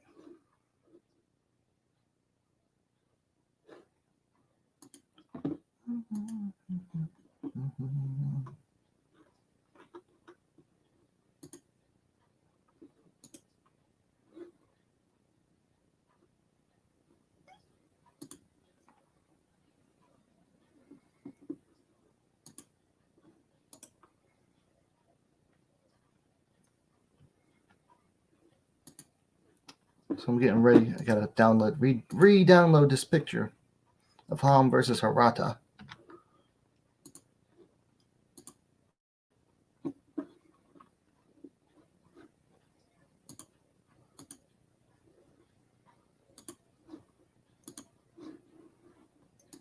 All right, so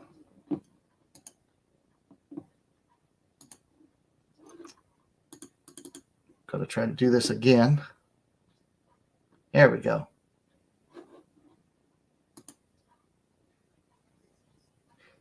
Yeah, Judy. Internet's in and out. I don't know what's up with the internet lately when I'm streaming, but it's just being a pain whenever I stream.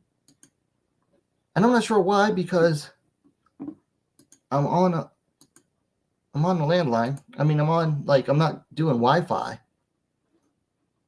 There we go. So we're getting into,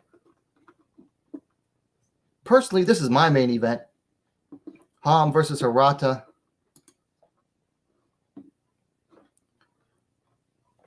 So the two Korean fighters, the first on the card, the first one taking an L.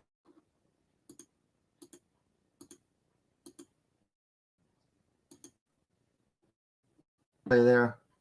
Man, big uppercut to the breadbasket. Jumps on for punches to the side of the head. I mean, he just took advantage right away. Like, O wasn't even fully on to the ground yet. And Abdulayev kind of like jumped on and pushed him down. And just started wham with this punches to the side.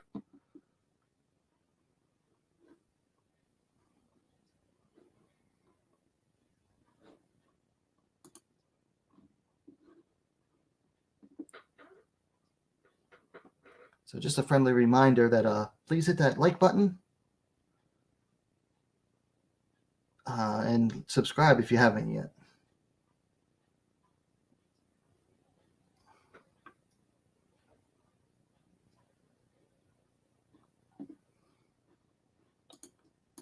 So let's see.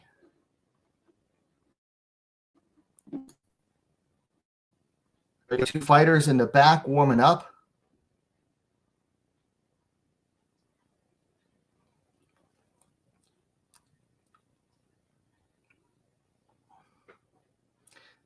Is that what Hirata's going to wear to the cage? It doesn't look like her usual fight gear.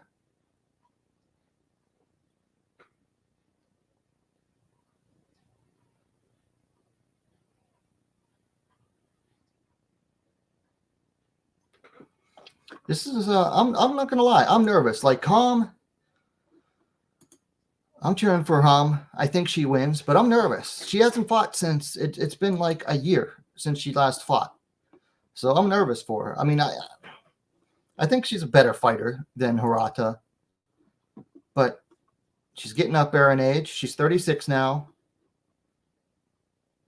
It's just like a week shy from a year from when she last fought. Oh, it's 2 days. 2 days shy of a year from her last bout. And whereas Hirata, I think, has fought once since then, at least once since then. March of last year. She fought once last March. Oh, on the same card. That was at ONE, I believe.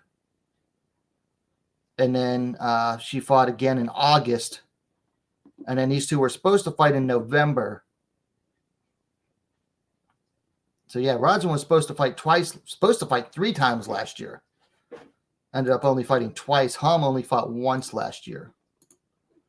So, all right. They are on commercial break right now. I am going to take a break after I read this chat from Jay. It says, just watch the Barlow fight and she's good. All those kicks and some back elbows were nice. That Barbie girl was throwing hard, trying to take her head off. Yeah, she was head hunting, which I think was her downfall. Pretty sure Barbie isn't in the USADA. Nobody's in the USADA. It's ONE Championship. Apparently, one guy got pulled this from the fights earlier today in Bangkok for testing positive.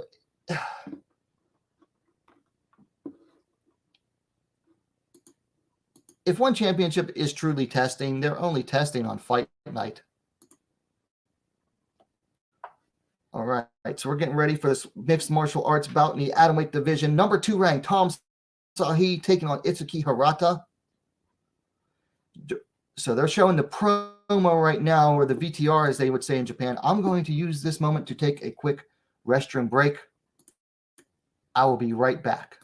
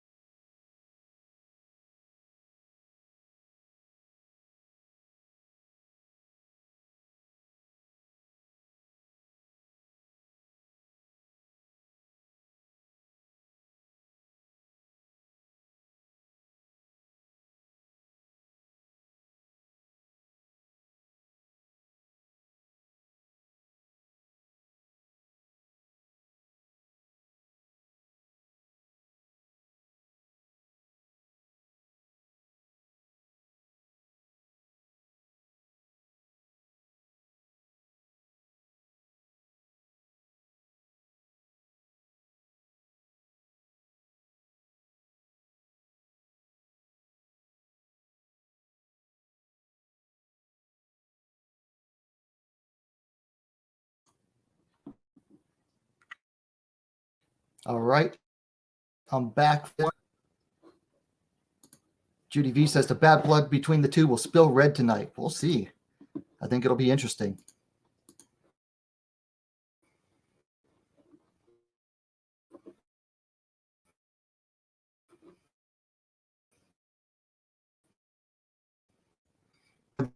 the chat for the time being. Got to make sure that the I don't get behind on the fight stream. So Hirata walking out now down the ramp.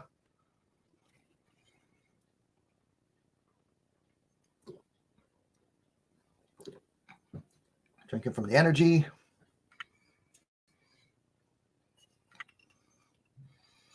Whew. I'm nervous.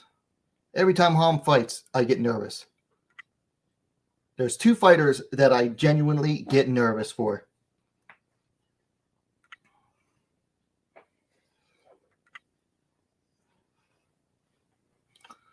Like I'm pretty good at staying neutral when it comes to fighters and watching the fights. But there are fighters I get nervous when they fight. First is Alexa Grasso, the new UFC flyweight champion. So there's Android 18, Itsuki Hirata. Keys to victory: early start, constant movement, topside control. Interesting. Possibly. And constant movement. Yeah, so one fighter I get nervous for is Grasso, and the other is, of course, Ham Sahi. So, yeah. I mean, I've been following Ham her entire career, literally since fight one. So, Itsuki Hirata did her full camp, second full fight camp now in the U.S. for this one, training out of, I believe, Team Serra-Longo in New York. Actually, Phil signed a full 1-year lease on an apartment in New York. I hope she did it outside of the city. Good Lord.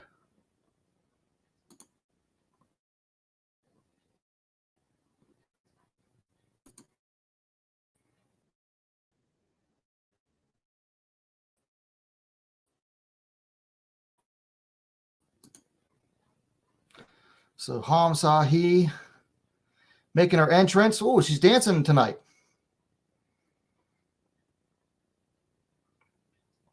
Choosing to dance a little bit on her way out.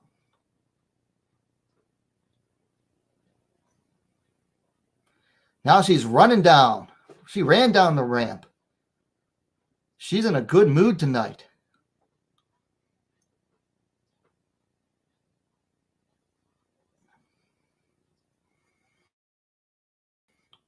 Still digging into the music a little bit, moving her shoulders with it.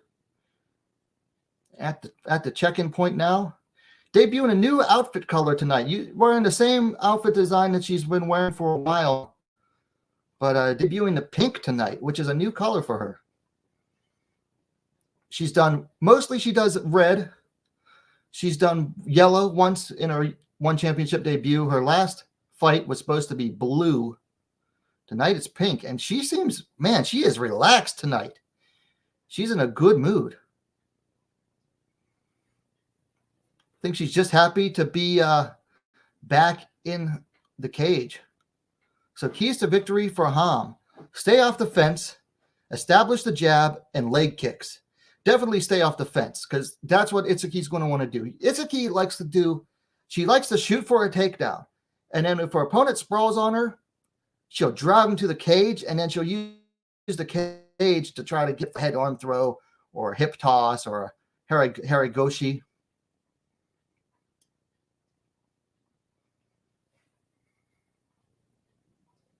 So both fighters are in the circle right now. Ooh, I'm nervous.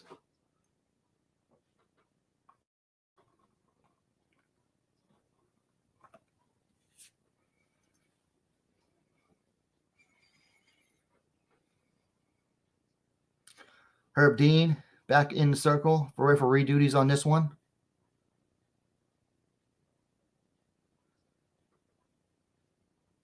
I feel a little bit more assured with this, with Herb Dean in the cage than Olivier Coste.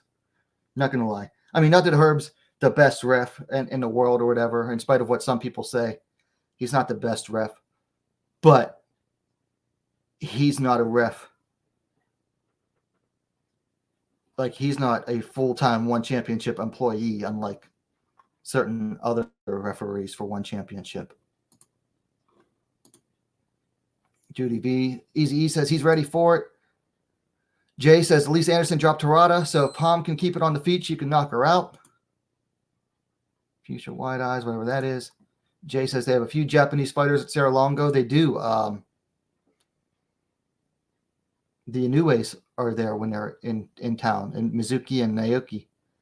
Judy V says, take another sip.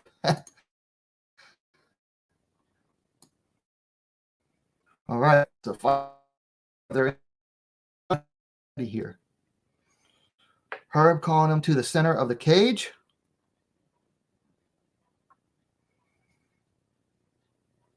Explain the rules to two ladies who don't really speak English very well.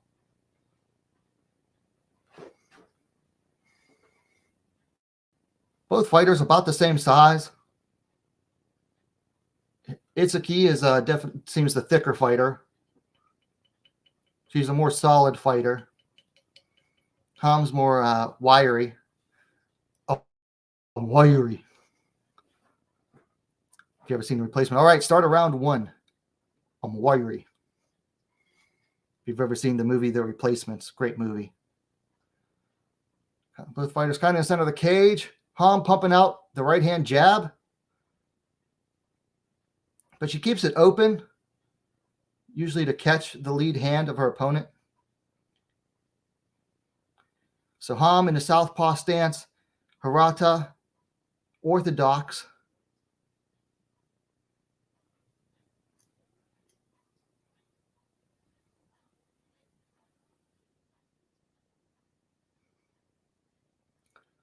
Ham stalking her down. Hirata circling. Hirata shoots, denied. Looks like an eye poke. Says Herb stops it. Ham says she's all right. Just needed to rub it out. Ham coming forward, stalking Hirata. They're near the cage. Ham's got to watch out. Near the cage. She doesn't want to get circled into it. Hirata's going to try to circle out. Ham lands a left hand and a kick, low kick. Hirata throws an overhand right. Kick misses for Hirata. Another left hand for Ham. Hirata changes levels. Ham backs out and pushes her off. Another left hand for Ham.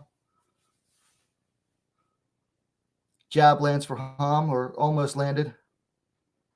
Almost 2 minutes in, another left hand lands for Ham.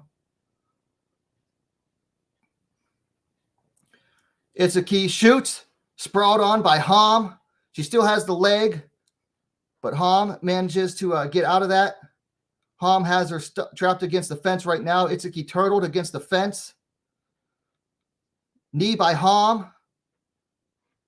Itsuki holding on to the right arm of Ham. Ham trying to back her off, but Itsuki's going to try to push Ham's back to the fence. But so far, Ham denies it. They're back to the center. Ham adjusts her glove. Halfway through the first round of this 3-round bout.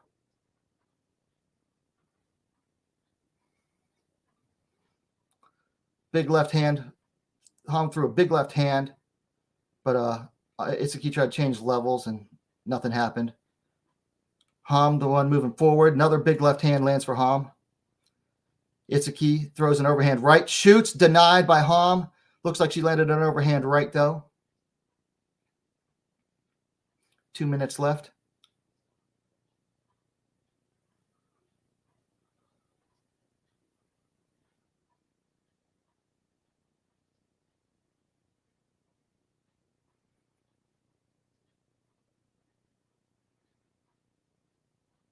Itsuki, another level change denied by Ham.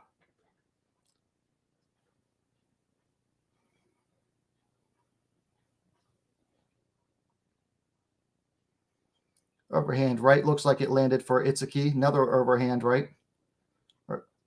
She's trying to use that overhand right to go for level changes. Itsuki shoots, grabs the leg of Ham. Ham's going to try to deny that takedown. She's holding on to the outside leg of Itsuki and spinning with her. Some hammer fists by Ham. Close to the back of the head. She's got to be careful there. But Ham still successfully sprawling on Hirata. Hirata not really able to do anything with that right leg of Ham. She's going to give it up. Eats a knee on the way up. Does Hirata, and a punch afterwards. Back to range for both fighters.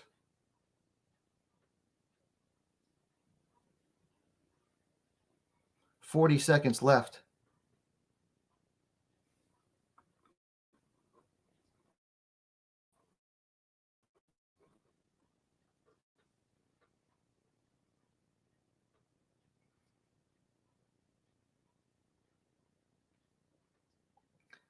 Itsuki shoots again, eats a knee to answer for it. Another left hand landed by the Korean Ham.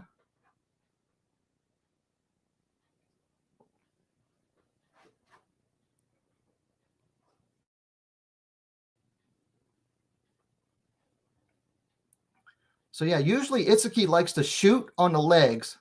That's the end of the first round. So yeah, usually Itsuki likes to shoot on legs. There's Chu Sun-hoon, Sexyama, Yoshihiro Akiyama.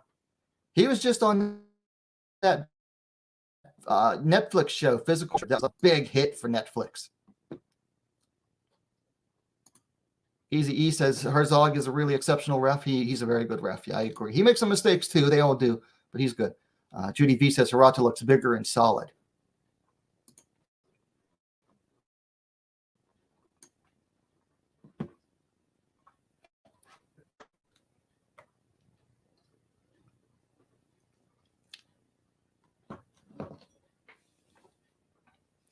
I was trying to say, like I said, I think I said that at the beginning of the fight. Hirata likes to shoot for those takedowns, and then if when her opponent tries to sprawl, she'll use that to drive them to the fence to go for a throw.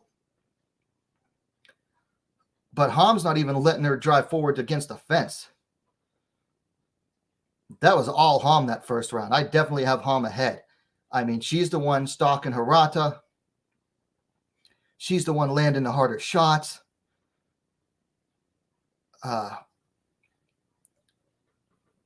She's, 100% takedown defense rate, which takedown defense does score in ONE Championship.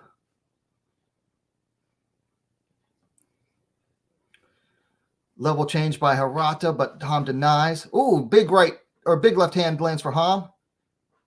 Back to Hirata to the fence. Hirata throwing an overhand right. Ham throwing some 1-2s. Hirata shoots, eats a knee. She's back up and out. Hirata with a smile. She knows she got it. She got hit on that one. Ham's got to be careful. Herb might warn her with the way. Oh, punch to the body and then a punch to the face by Ham. Yeah, Ham rarely uses her lead hand to punch. It's all about catching the lead left hand of her orthodox opponents.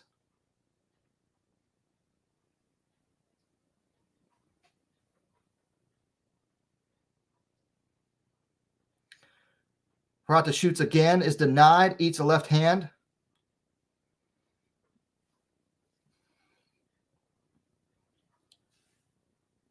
Minute and a half into the second round.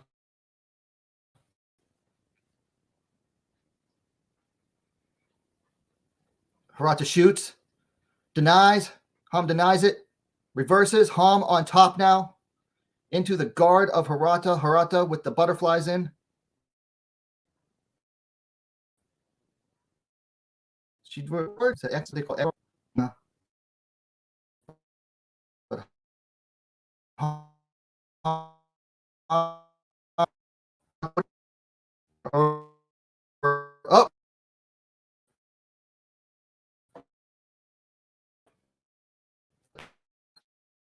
Round the grip of Hirata, and there goes.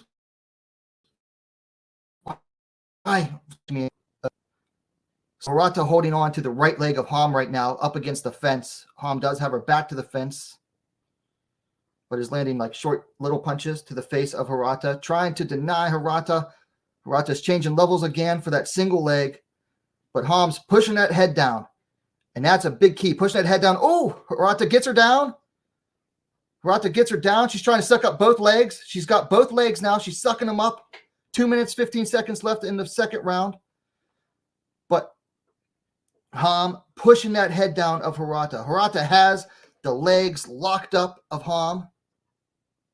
She's got them locked up now, it looks like, or almost locked up. She's got those legs sucked up. No, Ham's maybe getting them out. Ham trying to get her legs out, but Hirata sucks them back up in. Now she's got them locked in.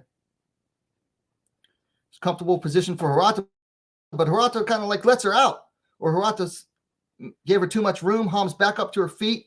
Hirata trying to take her down now. Ham pushes her off. Back to the center of the cage now. So that's one good take for Hirata.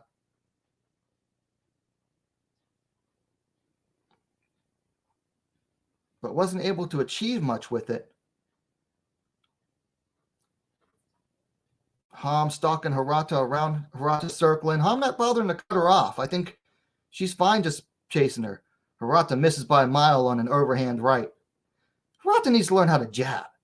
There's an overhand left by Hirata that misses. Left hand looked like it might have hit for Ham. Hirata shoots again. Ham sprawls. Nice sprawl by Ham. But Hirata drives her to the, oh, nope, denied the fence by Ham, who knees her, and then it makes her eat a left hand on the way out. Another left hand there lands for Ham.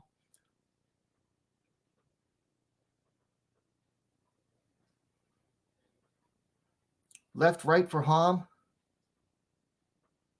35 seconds left. I think Ham might try to pick up the volume here. Oh, kick to the body by Ham. There we go. First kick by the kickboxer in this fight.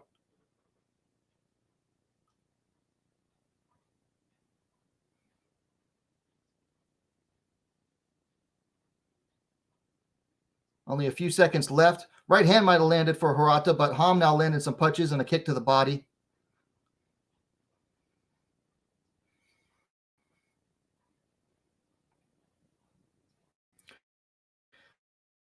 And that is the end of the second round. So ahead in this fight as they go back to their corners. Let me read the chats off real quick here. Ham won. Yeah. Ham is definitely ahead in this fight with the open scoring.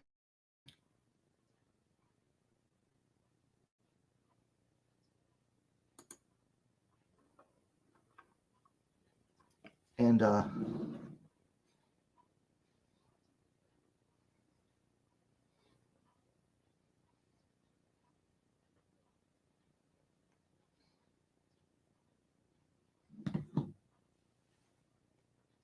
so Hirata getting some last minute advice from her corner, looking like.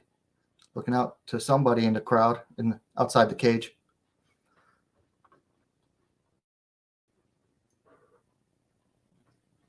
All right, here we go. Start of the third and final round. Hirata needs a finish here, or she needs a big third round. If not a finish, she needs a third round. No, nice kick to the body by Ham to start.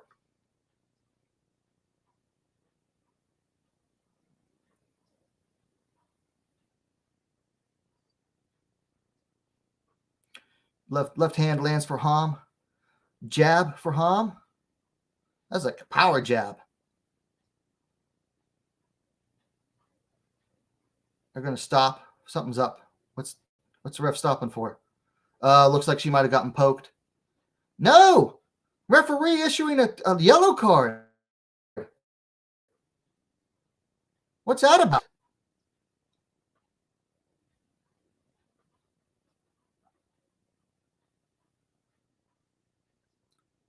Herb Dean giving her a yellow card for tentativeness, apparently. So restart of the fight. Going forward, she's throwing some punches now. Hirata was rubbing her eye. Maybe she got poked, or maybe she got punched and it didn't like it. There is some swelling there. Level shoot by Hirata, easily denied by Hom. Hom loading up on the kicks now. She might have hurt her with that kick. Hirata shoots, grabs a single leg. Hom sprawls, driving her to the fence, pushing that head down. I don't know if she wants to really give Hirata the fence, though. That kick to the body hurt her. And look at that sprawl by Hom, just denying it, but Hirata's not giving up. Like, Hirata is on her butt now, not giving up. She's going to drive Hom now. Now Hom down to her butt. That was a bad move by Hom, but a nice way to take advantage for Hirata. Gets Hom to her butt right against the fence post and locking up both legs again. Or she has both legs. She's going to try to... She has the left leg... Oh, now she's going to try to suck up those legs again. Looks like Hom might be able to get back to her fence. Hom needs to really push down that head of Hirata. Like she's doing now. She's got it now. She's pushing down that head of Hirata. And that's going to deny her doing anything because she's controlling the posture. Punch to the body by Hom. More punches to the body. Some hammer fists. Hirata looked like Herb Dean was telling him action, action. So Hom was either punching or elbowing the body just now. Hirata's still holding on to those legs, trying to do something with them. But Hom resisting. All she's doing is she has that elbow locked out. She's holding the head of Hirata. And that is basically hindering Hirata from getting anything meaningful done unless she can get around to the side. If she can get around to the side, she might be able to do something. But right now, Hom is just using that head, just holding her there. And that is keeping Hirata from getting any more meaningful action. Hom kind of sitting on her left leg right now, but it's out. She should be able to get up to her legs now. Yeah, Hom's going to try to stand, I think, right now. Hirata only has the right leg of Hom. Hom back to her feet. Hirata kind of pulls her right back down to her butt. Hom holding on to the left arm of Hirata and opening up the head for punches. Minute and 28 left in the third round.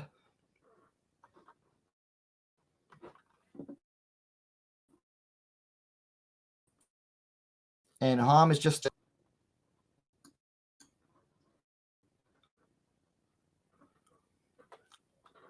Hom is really holding off Hirata right now and trying to get back to her feet. And she's kind of like splitting. When she grabs that arm, she's like kind of splitting Hirata and splitting her posture.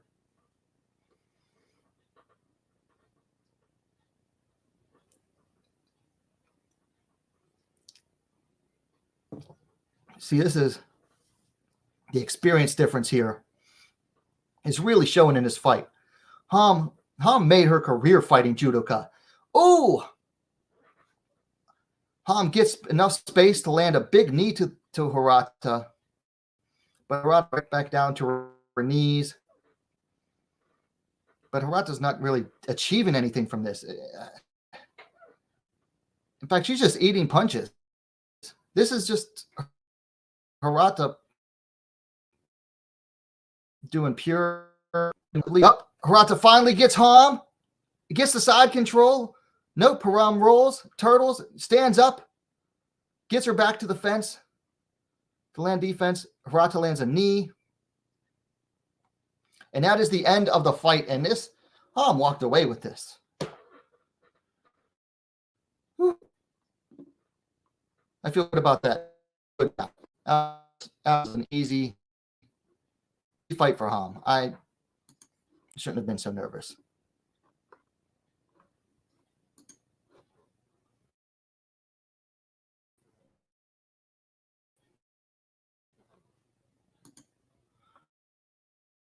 So we're going to ONE Championship up until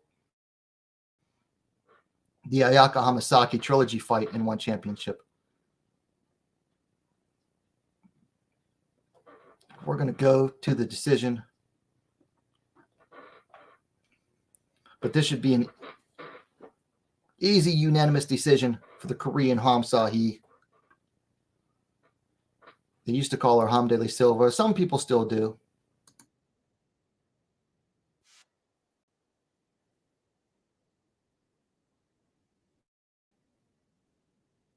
Lau with the decision.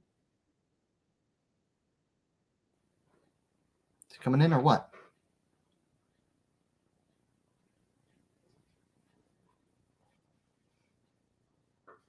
The match was presented by Monster, Hirata's sponsor.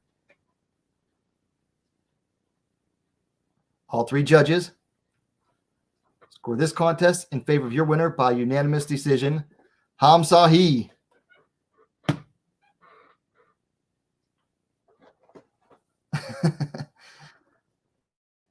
Easy win for Ham.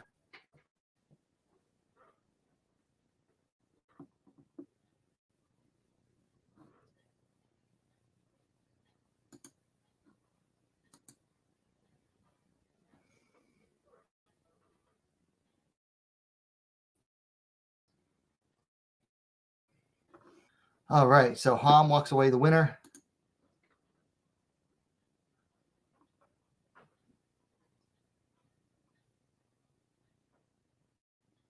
Ms. Chilson asking her what her overall fights or thoughts are. She's on a 9-fight win streak. After going 1-3 in the UFC, she's won 9 fights since. She's been unstoppable so far. Knock on wood.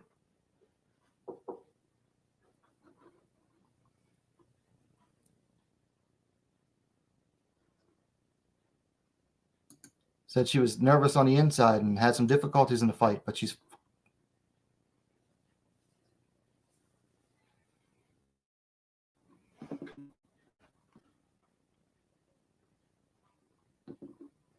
He's asking her about takedowns. I'll listen to that later. So, here's the question. Now that Ham's beaten Hirata, what's next for her? Is it a title shot? They've been kind of holding her back from one since she got to ONE Championship. I mean, look, she was the Road FC champ in Korea. She was the Rising champ in Japan. Do they give her a title shot now? We've got Stamp Fairtex fighting in May against Elise Anderson. If let's say Stamp gets past Anderson, a lot of people are predicting they will.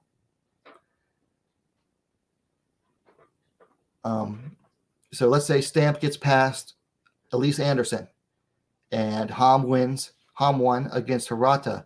Do they do Stamp versus Hirata for the interim title? Does ONE Championship even want to do an interim title? I mean, they don't normally do interim titles too often. Because the thing is, we don't know when Angela Lee's coming back.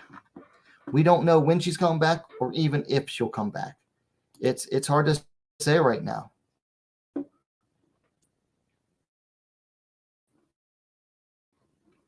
Some replays.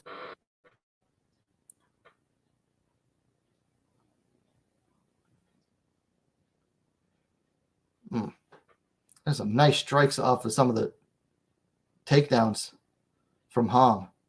There's a knee that by Ham. There's a knee to the head. That was almost a borderline soccer kick.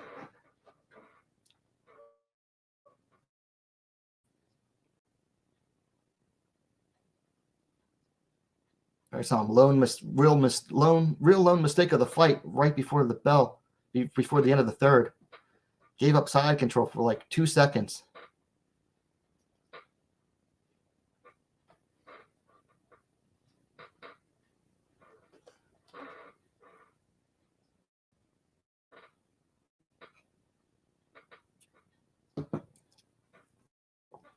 All right.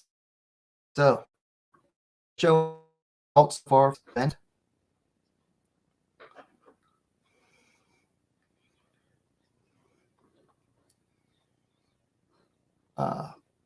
Got 2 more fights to go.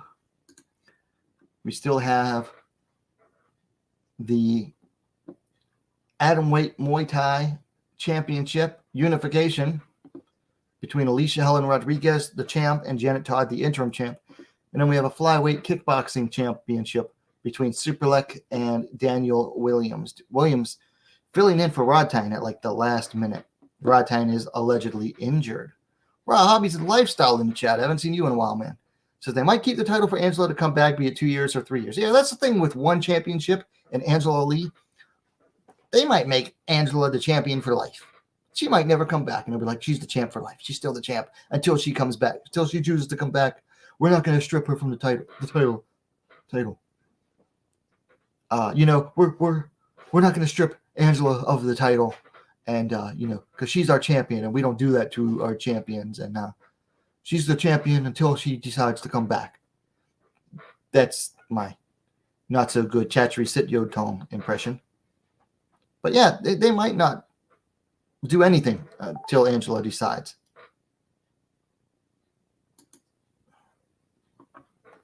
GDB says maybe a title with Canadian ham, scrambled eggs, bacon, and OJ sound delicious. That does sound good. I'm not a breakfast person, but that sounds really good right now. Well, hobbies. Am I the only one who feel Hirata become less danger after move to train in USA multiple gym? No. I don't know. I was hoping to see some more improvement from her. But I don't think it's the fact that she's less of a danger. She was in there against a fighter with much, much more experience than her. And a fighter with so much experience fighting Japanese judoka. I mean, you look at Ham's record, and most of her early fights are against judoka. Her second fight, she lost to Miku Matsumoto, who was like 12 and 4 at the time. That's a judoka. She fought Yuka Tsuji in her, fifth fight? That was a judoka. Fought Saori Ishioka. Ishioka's a judoka. Beat her. She fought Megumi Fujii, judoka. Misaki Takamoto, judoka. Mika Nagano, I believe, is a judoka. Ayaka Masaki. Saori Ishioka again. A lot of judoka. So, yeah, I mean, Ham spent most of her fighting career, at least the first half of it, in Japan. Went back to Korea to fight a couple times. Back to Japan. Went to UFC. Back to Korea. And then back to Japan some more. She's fought the majority of her fights in Japan and fought a lot of judoka. So this is a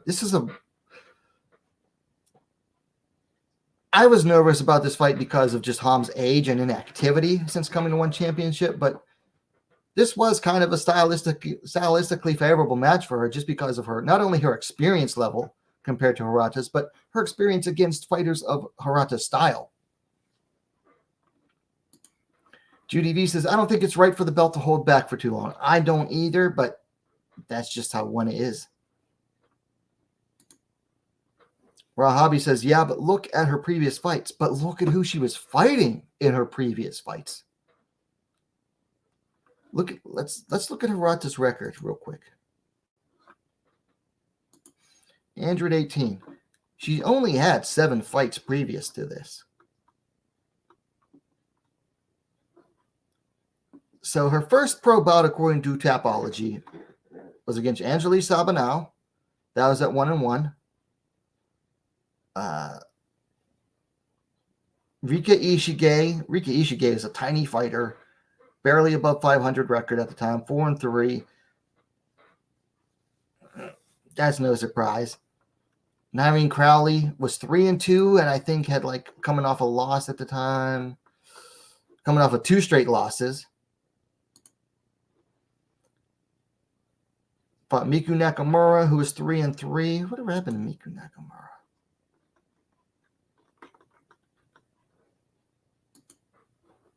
That was a relatively even fight. Then she fought Elise Anderson, who hadn't fought in a while, so she was coming off a long layoff. Then she loses to Gian Radzuan via split decision. Then she fought Lin Chin. Lin Chin was like, what, 30 seconds away from winning that bout.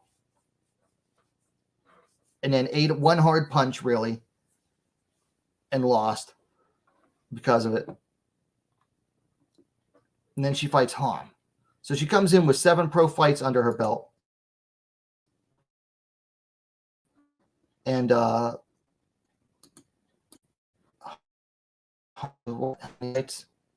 before night 30, 38 fights? No, 33 bouts coming into this fight. And a wealth of experience. It wasn't that Hirata wasn't threatening. It's just she couldn't get, like, yeah, like, I don't want to take away from Hirata because then that belittles Ham's win. But yeah, I mean, just Ham just beat her everywhere.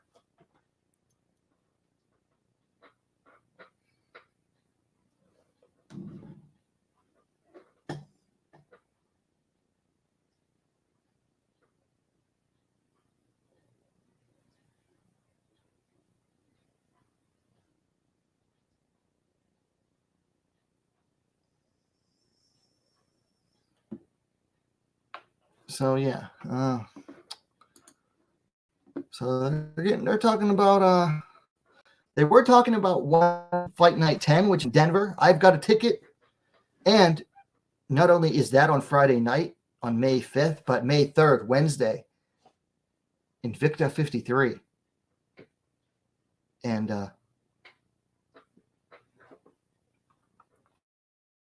I put in for credentials to that fight. I'm waiting to hear back. Usually with Invicta events, it takes a while to what was I saying? It takes, yeah, they take a while to respond to credential applications, but I did apply for credentials. I've been credentialed 3 times for Invicta before, so I'm hoping to get it this time. I had a feeling Invicta was going to put an event on in Denver the same week as ONE. I mean, I made a video talking about it. They should do it, and it would have been stupid not to. I think that's going to get a lot more eyes on Invicta by having it in this basically the same city at the same time as in the same week as ONE Championship. It's going to get more media attention, I think. Maybe some people from ONE will even be in attendance. They should take the time to do so, scout out some talent from Invicta. They've only ever brought in 1 fighter from Invicta for their women's divisions. I don't know why. They've got the talent. Bring in some more atom weights. Bring in some straw weights. ONE Championship. Bring in some American straw weights or whoever from Invicta. I mean, they just crowned a new strawweight champion, Danny McCormick, an Irish champion. Maybe they don't want a European champion. Maybe they can sign the former champ, Tina Black, Valeska Machado. ONE Championship needs to bring in some strawweights to fight at 125 pounds.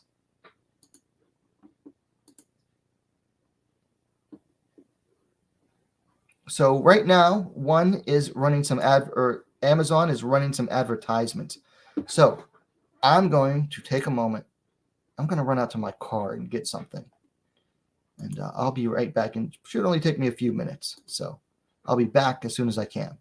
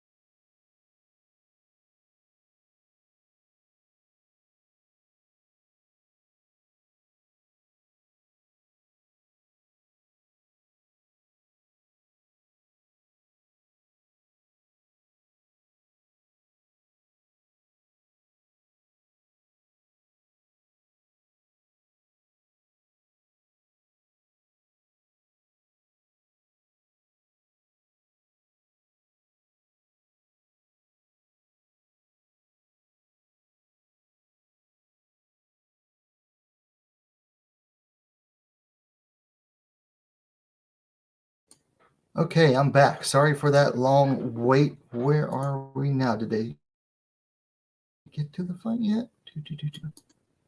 All right, so Janet Todd is walking down what they call the Hall of Champions, it looks like. Yep.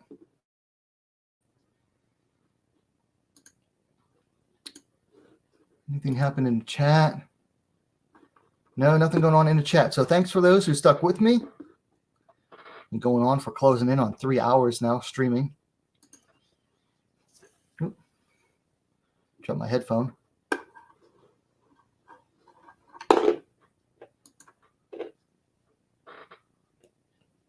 Janet JT Todd making her entrance now. Longtime staple of ONE Championsip's Muay Thai division. I believe she was part of the first, if I remember correctly, she was part of the first Muay Thai Championship bout. Her and Stamp, if memory serves me.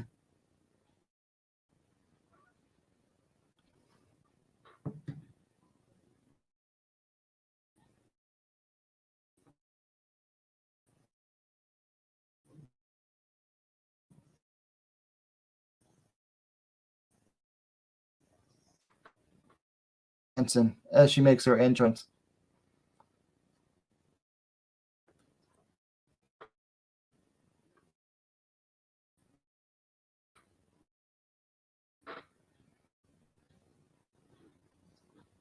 That's on this one here. See what ONE Championship has available. So they don't have the records for these two. Janet Todd, according to Topology, is 37 years old. So looks like they are the same height at 5'3", 160 centimeters, or around roughly the same height. It's like a centimeter difference.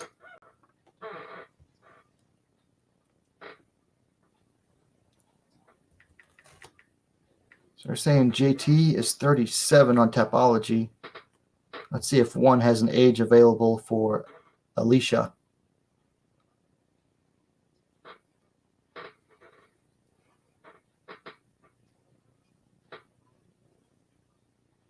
ALLYCIA. If you don't have the ONE Championship app, I definitely recommend it, just to be able to look up the fighters. So Alicia Helen Rodriguez is 24, so that makes Janet Todd 13 years the elder.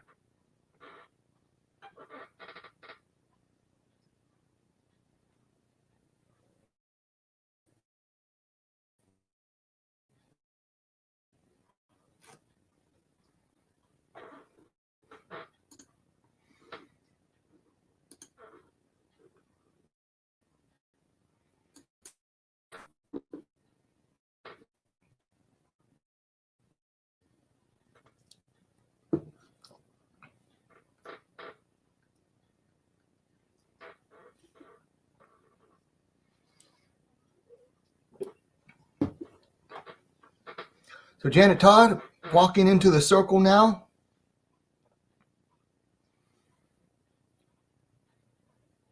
Not going to bother with the Way crew. Thank you very much for that.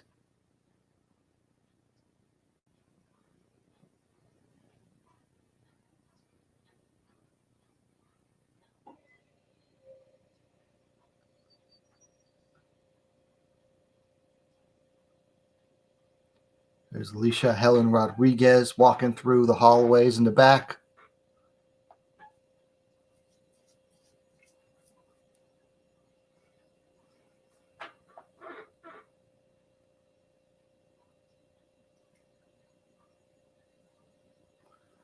Got the big old belt. See, funny thing is, they gave her that belt. She still has the, in the picture, if you look on the graphic here that I have up, if you look closely on the picture, let me enlarge it. Nah, it didn't really do anything. But if you look closely, Alicia's picture is with the old belt. So they already gave her a new belt. Which I wish they would.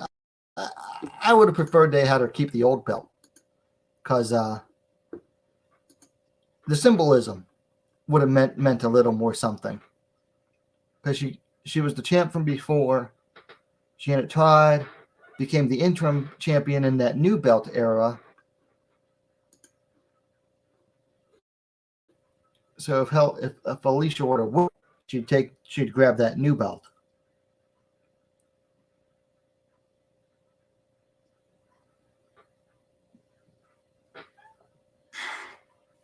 Excuse me. Didn't mean to burp. Judy V asking who I have. I don't know.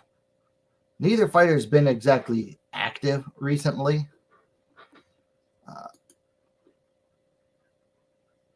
I mean, when was Alicia's last fight?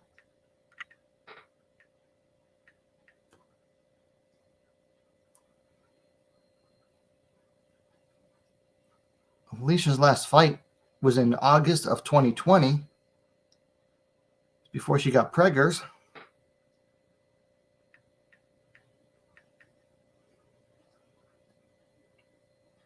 Then you look up Janet Todd.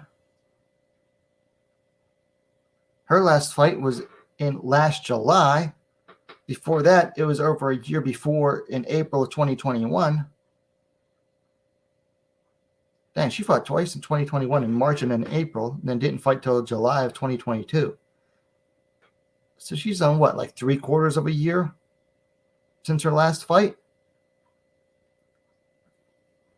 So yeah, JT hasn't exactly been the most active fighter. I mean, she's fought 3 times since Alicia last fought, but she's going on the better part of a year since her last fight.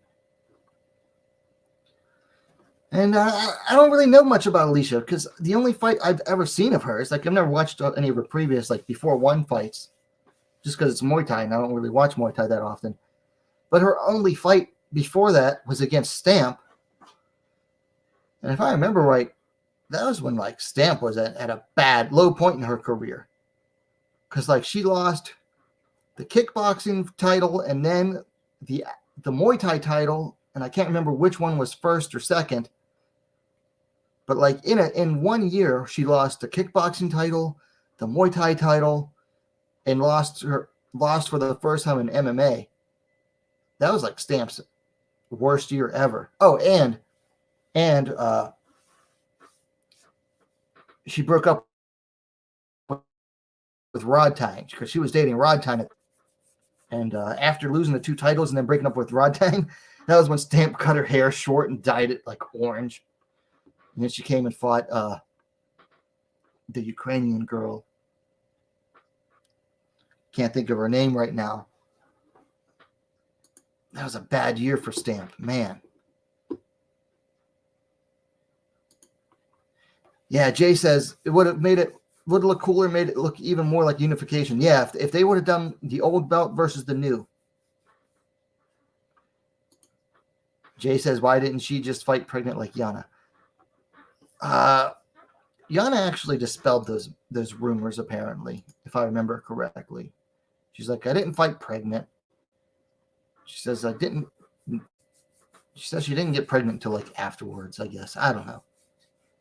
Yeah, she didn't fight pregnant. They'd have known if she was pregnant before the fight, because she'd have had to get her medicals cleared, and I'm pretty sure the doctors would have checked for any pregnancy symptoms. Shoot, back in the day in Invicta, I don't know if they still do this, but back in the day with Invicta, they used to hand them pregnancy tests. Like when you showed up to sign in for fight week, they would give you, like the corner, they would give the corner their bucket, the towels, and the water bottles and all that. And they'd give the fighter, or they'd give like the fighter like any fight gear they needed or something like that.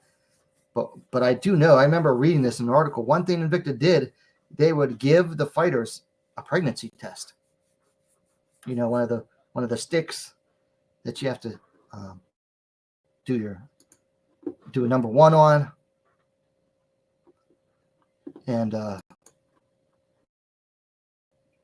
don't know if they still do that but I do know for sure they used to do that.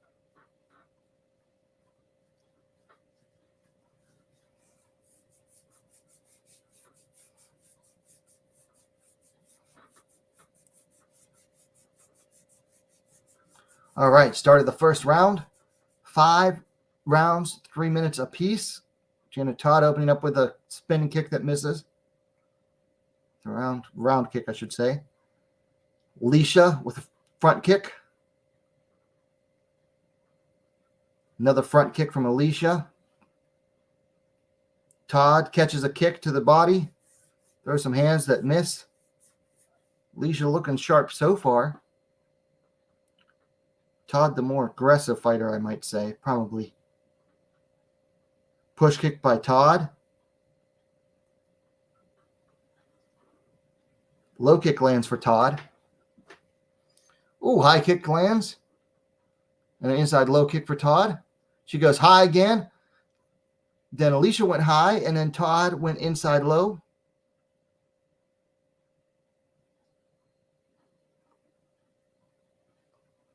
A lot of kicks being thrown so far. Jab by Alicia. Todd goes to the body with a kick. Another kick to the body by Todd, answered by one by Alicia. Todd goes inside low kick to answer that one. That's the second time that combination between the two has gone off. Another inside low kick for Todd. Outside low kick for Todd. Inside low kick for Todd. She's getting back to the fence, though. She's got to circle out. She's right up against the fence. Jab by Alicia. Nice push kick by Alicia.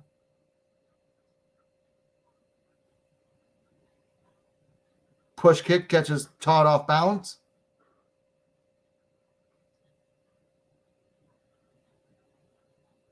Kick to the body. Another kick to the body. One each. Might have been 2 for Todd. Push kick by Alicia. Nice 1-2 by Todd. Nice jab cross. There goes a push kick by Todd. She's still getting backed up to the fence. High kick misses for Todd, but a inside low kick lands. Outside low kick, but eats a jab from Alicia. Jab high kick by Todd. This is a good fight so far. I mean, they're kind of going one or two strikes at a piece. There's a 1-2 and a low kick by Todd. But I mean, the action, what they're throwing so far is nice. It's like one or two strikes at a time. Todd coming in with a 1-2. Todd misses a kick. Nice kick to the body there by Todd, though. And Todd catches with a right hand. And that's right at the end of the first round. So first round, in my estimation, I got to give to Janet Todd. Right.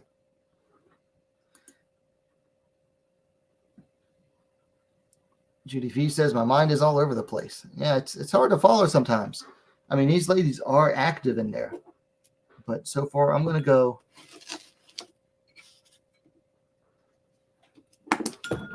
10-9 Todd. So RT 10-9. Remember, this is a 5-round bout.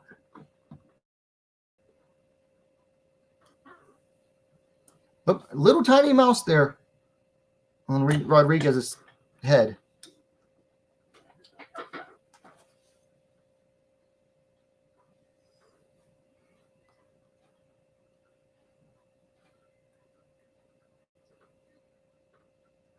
Remember, reminder, this is Rodriguez's first fight since 2020.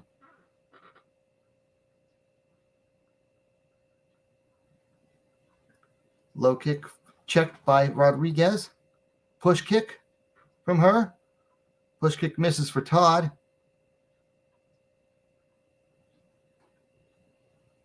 There's a push kick there by Todd. Jab by Todd. 1-2-3 by Janet, answered by a left hand from Rodriguez. Kick to the body by Todd lands. Inside low kick lands for her now.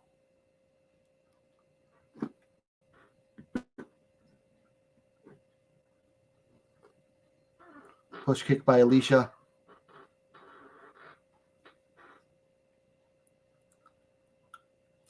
Kick to the thigh by Alicia. Both throw some kicks now. 1-2 low kick by Janet. Alicia clinches up.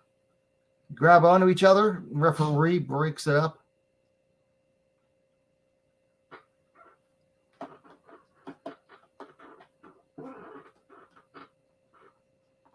Minute 15 down in the second round. Push kick by Alicia. Todd misses on a low kick, or a high kick rather, but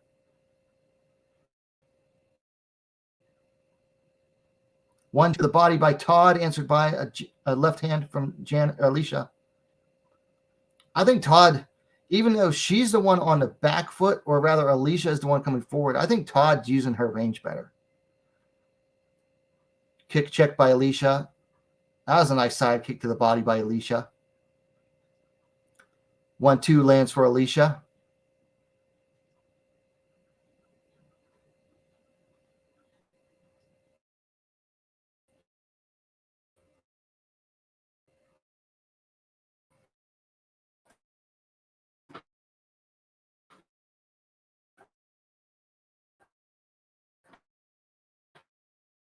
Both fighters in the orthodox position. Janet.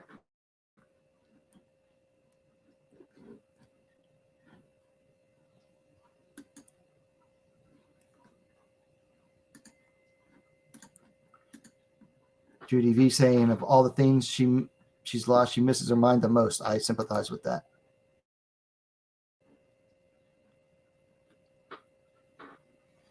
Alicia comes forward, but Eaton, there's a 3-punch combo by Janet. Nice push kick by Alicia to close the distance. Alicia's starting to land a little bit more, but Todd still, I think, landing the better overall. And that is the end of the second round. I got to give that second round to Todd as well. So that's 10-9 for Todd again in round 2.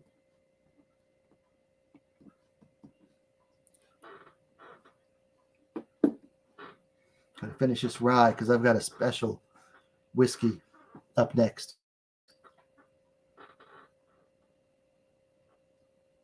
I'm going to be right back. I'm going to wash my whiskey glass up.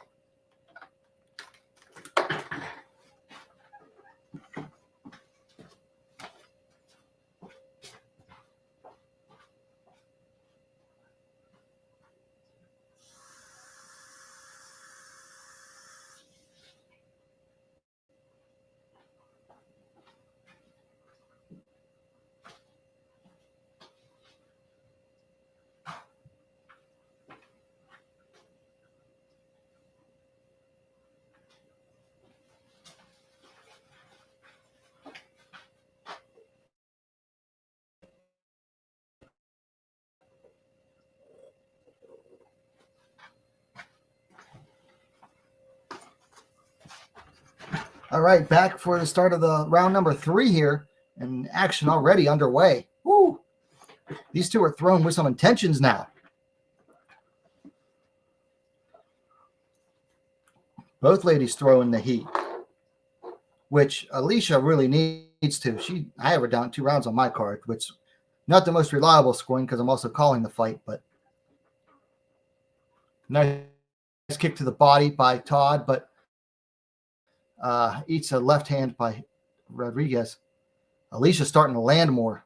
She's landing some hard shots now. Ooh, nice right left by Alicia, and a knee by Alicia. Another knee. Alicia's mad.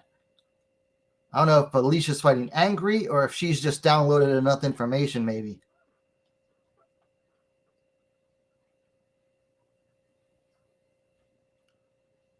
Clinch now. A couple of knees land for Alicia. One for Janet. One for Alicia. Another for Alicia. Referee stops it. He's going to break it up.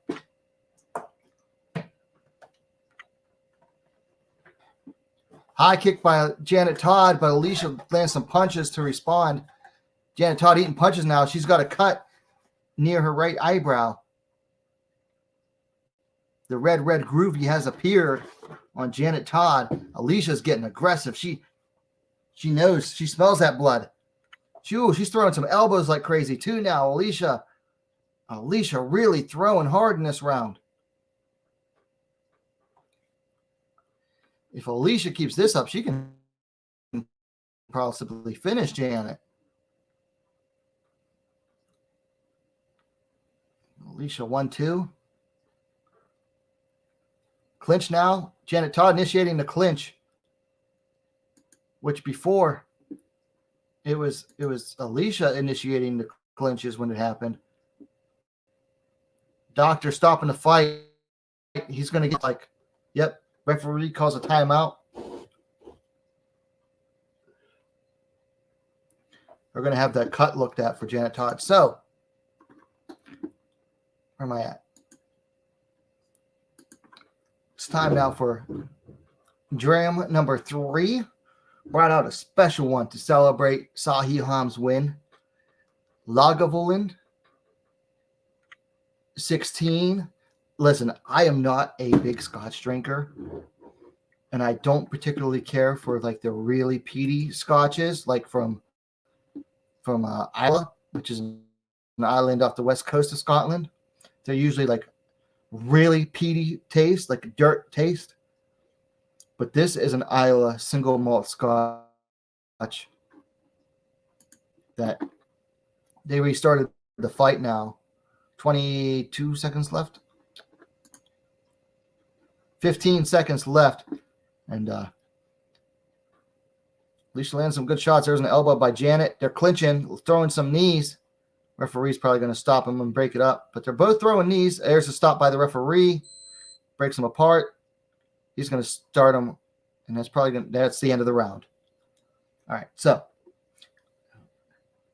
as I was saying, this Lagavulin, this is the best Scotch I've ever had, personally. I mean, granted, I'm not a big Scotch drinker, but I was worried because usually the Islay Scotches have like a really peaty smell or taste, and this doesn't. It's one of the smoothest whiskeys I've ever had. So I'm going to pour a little bit. I'm not going to drink too much because it's not a cheap bottle. This is like a bottle you buy and you bring out on special occasion. I'm down to half of it because the first day I got it, I was sharing it with some friends.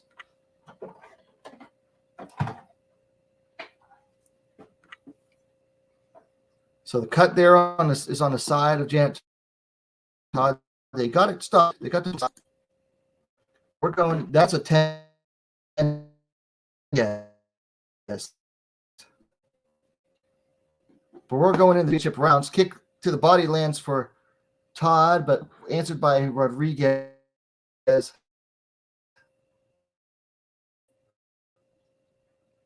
Push kick by Rodriguez. A grazer. Another kick to the body for Rodriguez. Low kick for Todd. Punch by Rodriguez. Kick to the right. I'm losing track. Oh, nice high kick by Rodriguez. And Todd's looking more beat up now. Both fighters are just throwing now. Ooh, nice punches by Rodriguez.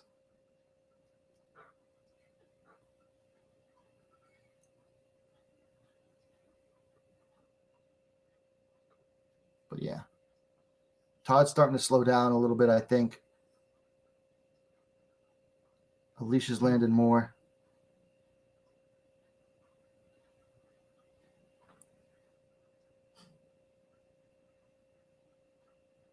Minute and 50 seconds left. Rodriguez punches her way into the clinch. A couple knees landed from each fighter. Referee stops and breaks them apart. Rodriguez still coming forward with strikes now.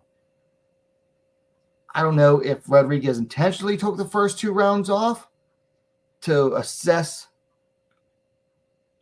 JT's game, or what's going on. Another clinch broken up by the referee. Yeah, I don't know if Rodriguez intentionally took the first 2 rounds off Not uncommon in Muay Thai, especially in the stadiums. But she's really come alive now in the third and fourth rounds. I mean, she's really tearing into Janet Todd.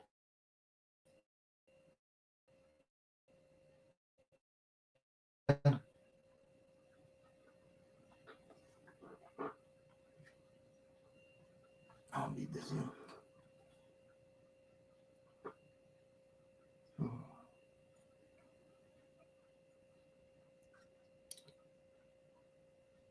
Ooh. That's good. Oh, that's good scotch.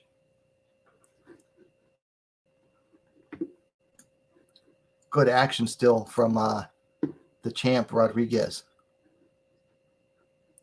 JT slowing. She's slowing down. I mean, both fighters have eaten a lot of kicks to the body.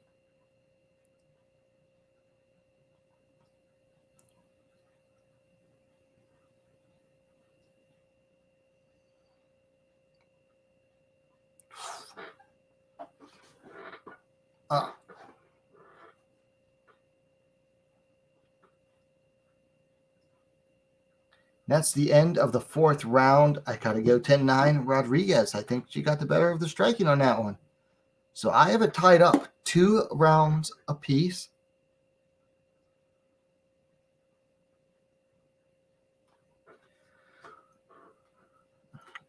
So,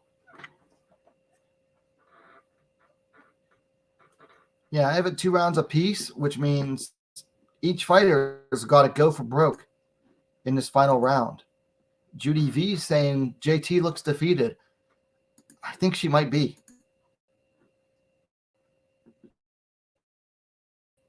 I mean, me that kind of, but I don't like to play armchair psychology like that, you know?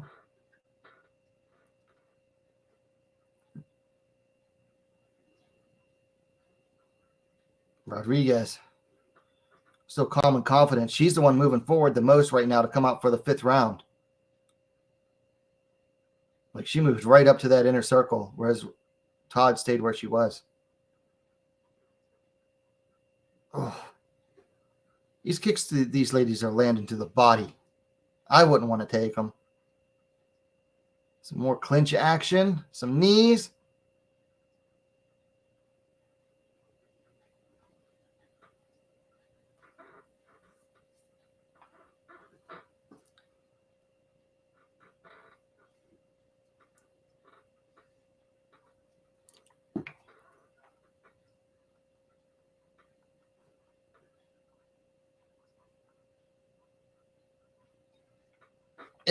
This action is just so good. I'm having a hard time even keeping up with it. Especially, I can't keep up with it for commentary, I'll be honest. But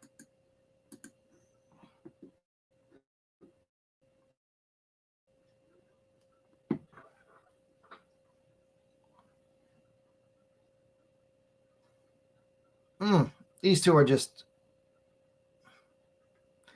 Neither fighter wants to give an inch.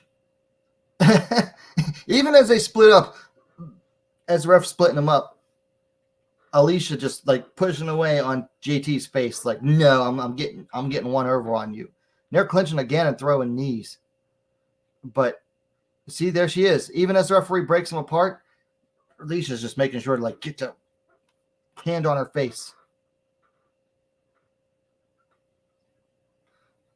Like, this is one fight I don't mind going to decision right now, right here, because this is good. This has been all action in this fight. Some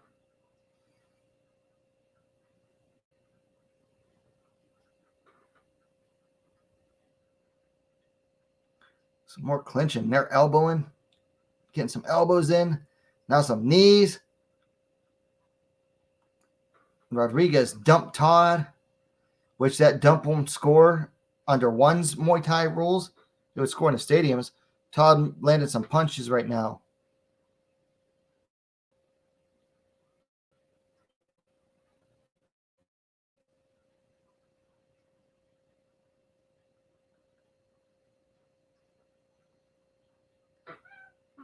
Good. Rodriguez throws at the kick, and it's a 1-2 by Todd. They're both throwing kicks to the body. I think Rodriguez, this is a close round. Todd's landing good. I think this round is closer than the previous two. I think both fighters know they need this round. I might edge it to Rodriguez. She just kind of tripped Todd again and like displayed like what? And that is the end of the fifth and final round. It's the end of the fight. Both fighters embrace. It's going to the judges. So let me see who has it for who. Judy says, I think she did to feel her out, talking about Alicia taking off those first 2 rounds. Damage-wise, Janet took more damage.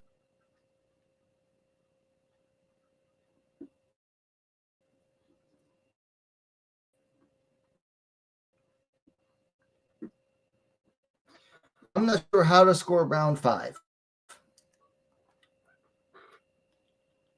I'm going to go with Rodriguez, 10-9. But it was a close round. So rounds 1 and 2 for Todd.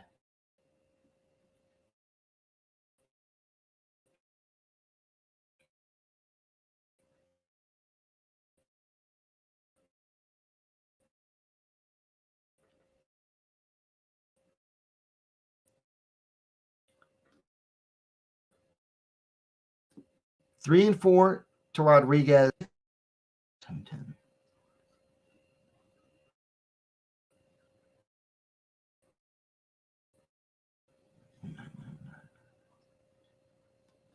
So yeah, I have it 48-47 for Alicia Rodriguez, but we're about to get the scores read out.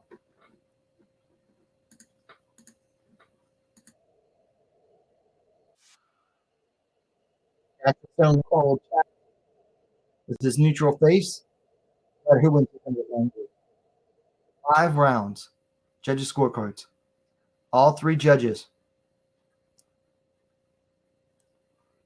All 3 unanimous decision for the undisputed 1 atom weight Muay Thai world champion, Alicia Rodriguez.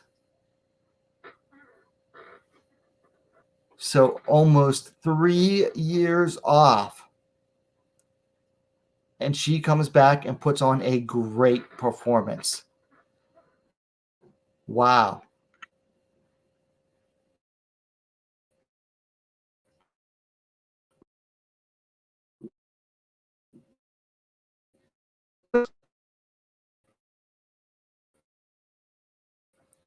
Yeah, I wish I would have read off the scores. If she gets bonus. I think there's only been 1 bonus tonight.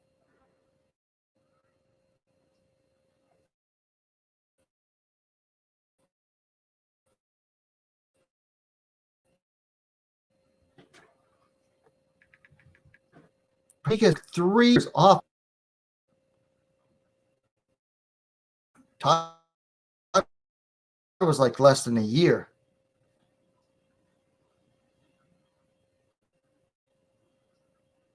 Why are they speaking to her in Thai? Oh, she's Brazilian. Portuguese. I didn't know she was Brazil. I did not know she was Brazilian. I thought she was like Filipino or Filipino American. Well, I'm an idiot.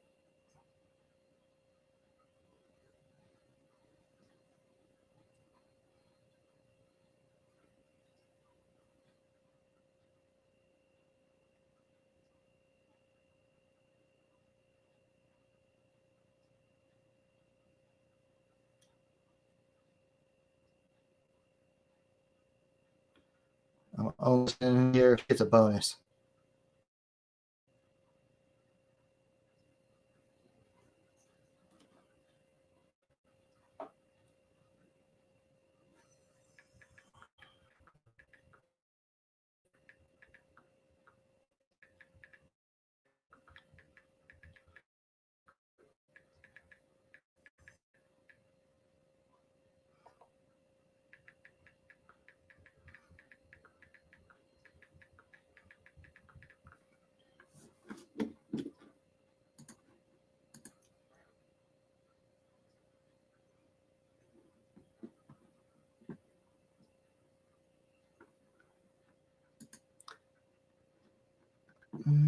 Waiting to see. Waiting to hear. Waiting to hear if she gets a bonus.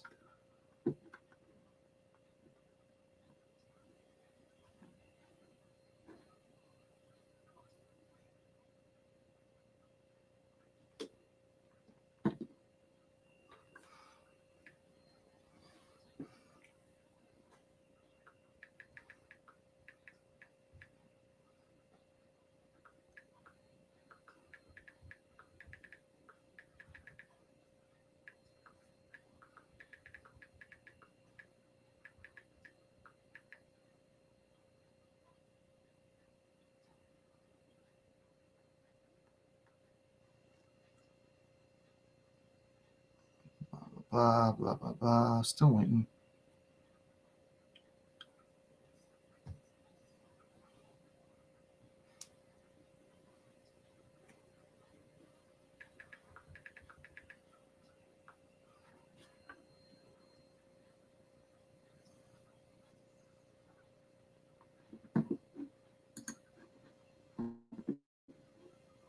Uh,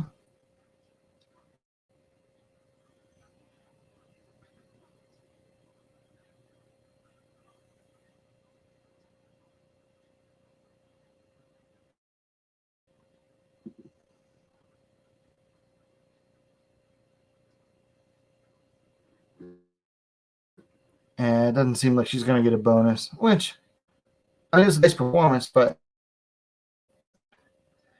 it's just to the cheers.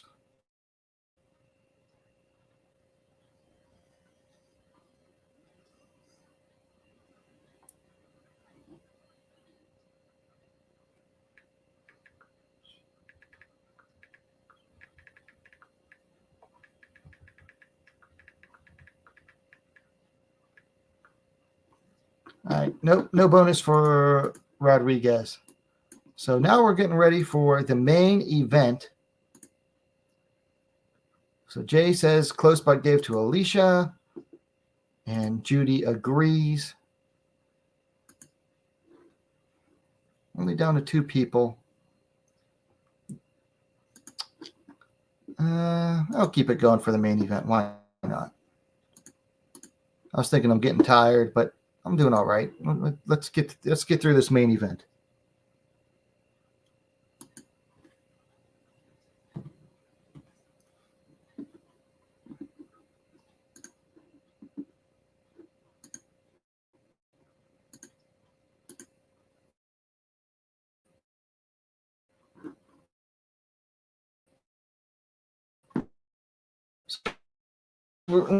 Next up, like what, week's notice, something like that. Ridiculously late challenge. Title challenge for Rodriguez or Williams. Jay's tapping out. So I'm not going to keep the stream up for just one other person, even if it is Judy. So you know what? I'm going to tap out too. So thank you to everyone who tuned in tonight. Tomorrow, there is PFL Europe has the ladies flyweights. That's going to be on DAZN. There's also 2 fights for the UFC. Probably some other things that I am forgetting. I'll find out. Let me find out real quick here.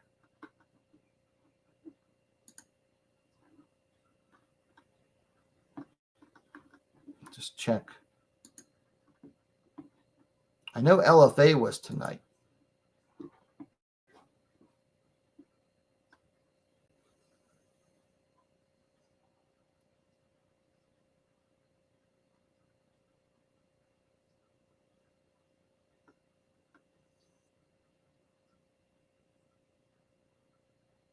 Let me see. Wow. Worth really? I know there's LFA tonight, but I'm not. I can't remember who was fighting. Let me see.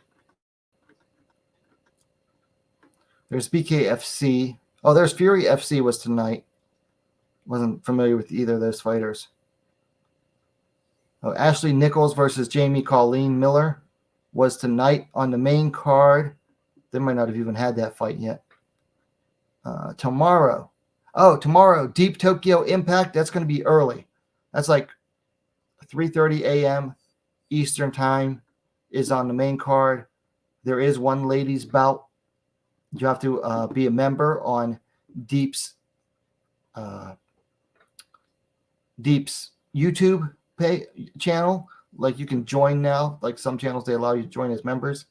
So if you want to watch that, you don't have to pay a pay-per-view. You can pay a monthly fee on Deep Office YouTube channel. What else? Muay Thai. PFL Europe is 12 p.m. Eastern time, 9 a.m. Pacific time on DAZN, DAZN. 3 ladies bouts. Then UFC Fight Night starts at 7 p.m. Eastern, or excuse me, the prelims start at 4 p.m. Eastern time. The main card starts at 7 p.m. Eastern time.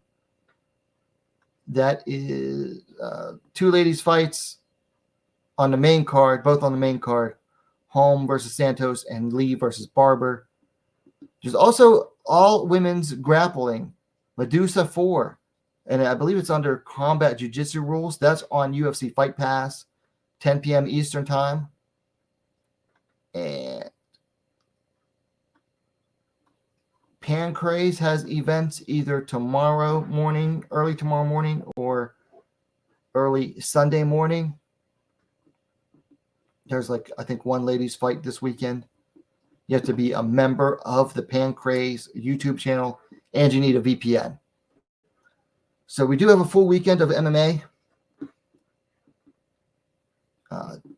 But definitely check out PFL on DAZN if you happen to have it. I'm probably canceling my subscription soon because they're raising their prices up over 100% for a year subscription.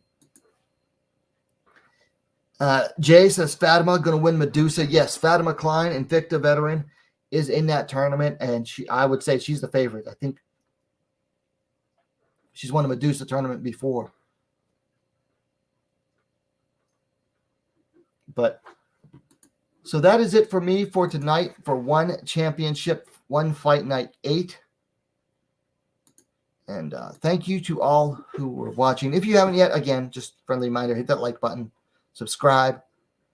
And thank you all for watching WMMA Scene Now, the best, most complete women's mixed martial arts dedicated channel on YouTube. Great night of fights. Wish more finishes, but you know what? If the fights are truly that good, you don't necessarily need a finish. I'm ONE. I'm on cloud 9, drinking my Lagavulin 16 to celebrate. And as soon as I finish this, I'm going to bed. So it's a good night. Good night of fights. Hopefully tomorrow's fights deliver as well. PFL, UFC, both are must see. Till next time, everyone take care of yourselves. Thank you for watching, and we'll see you next time.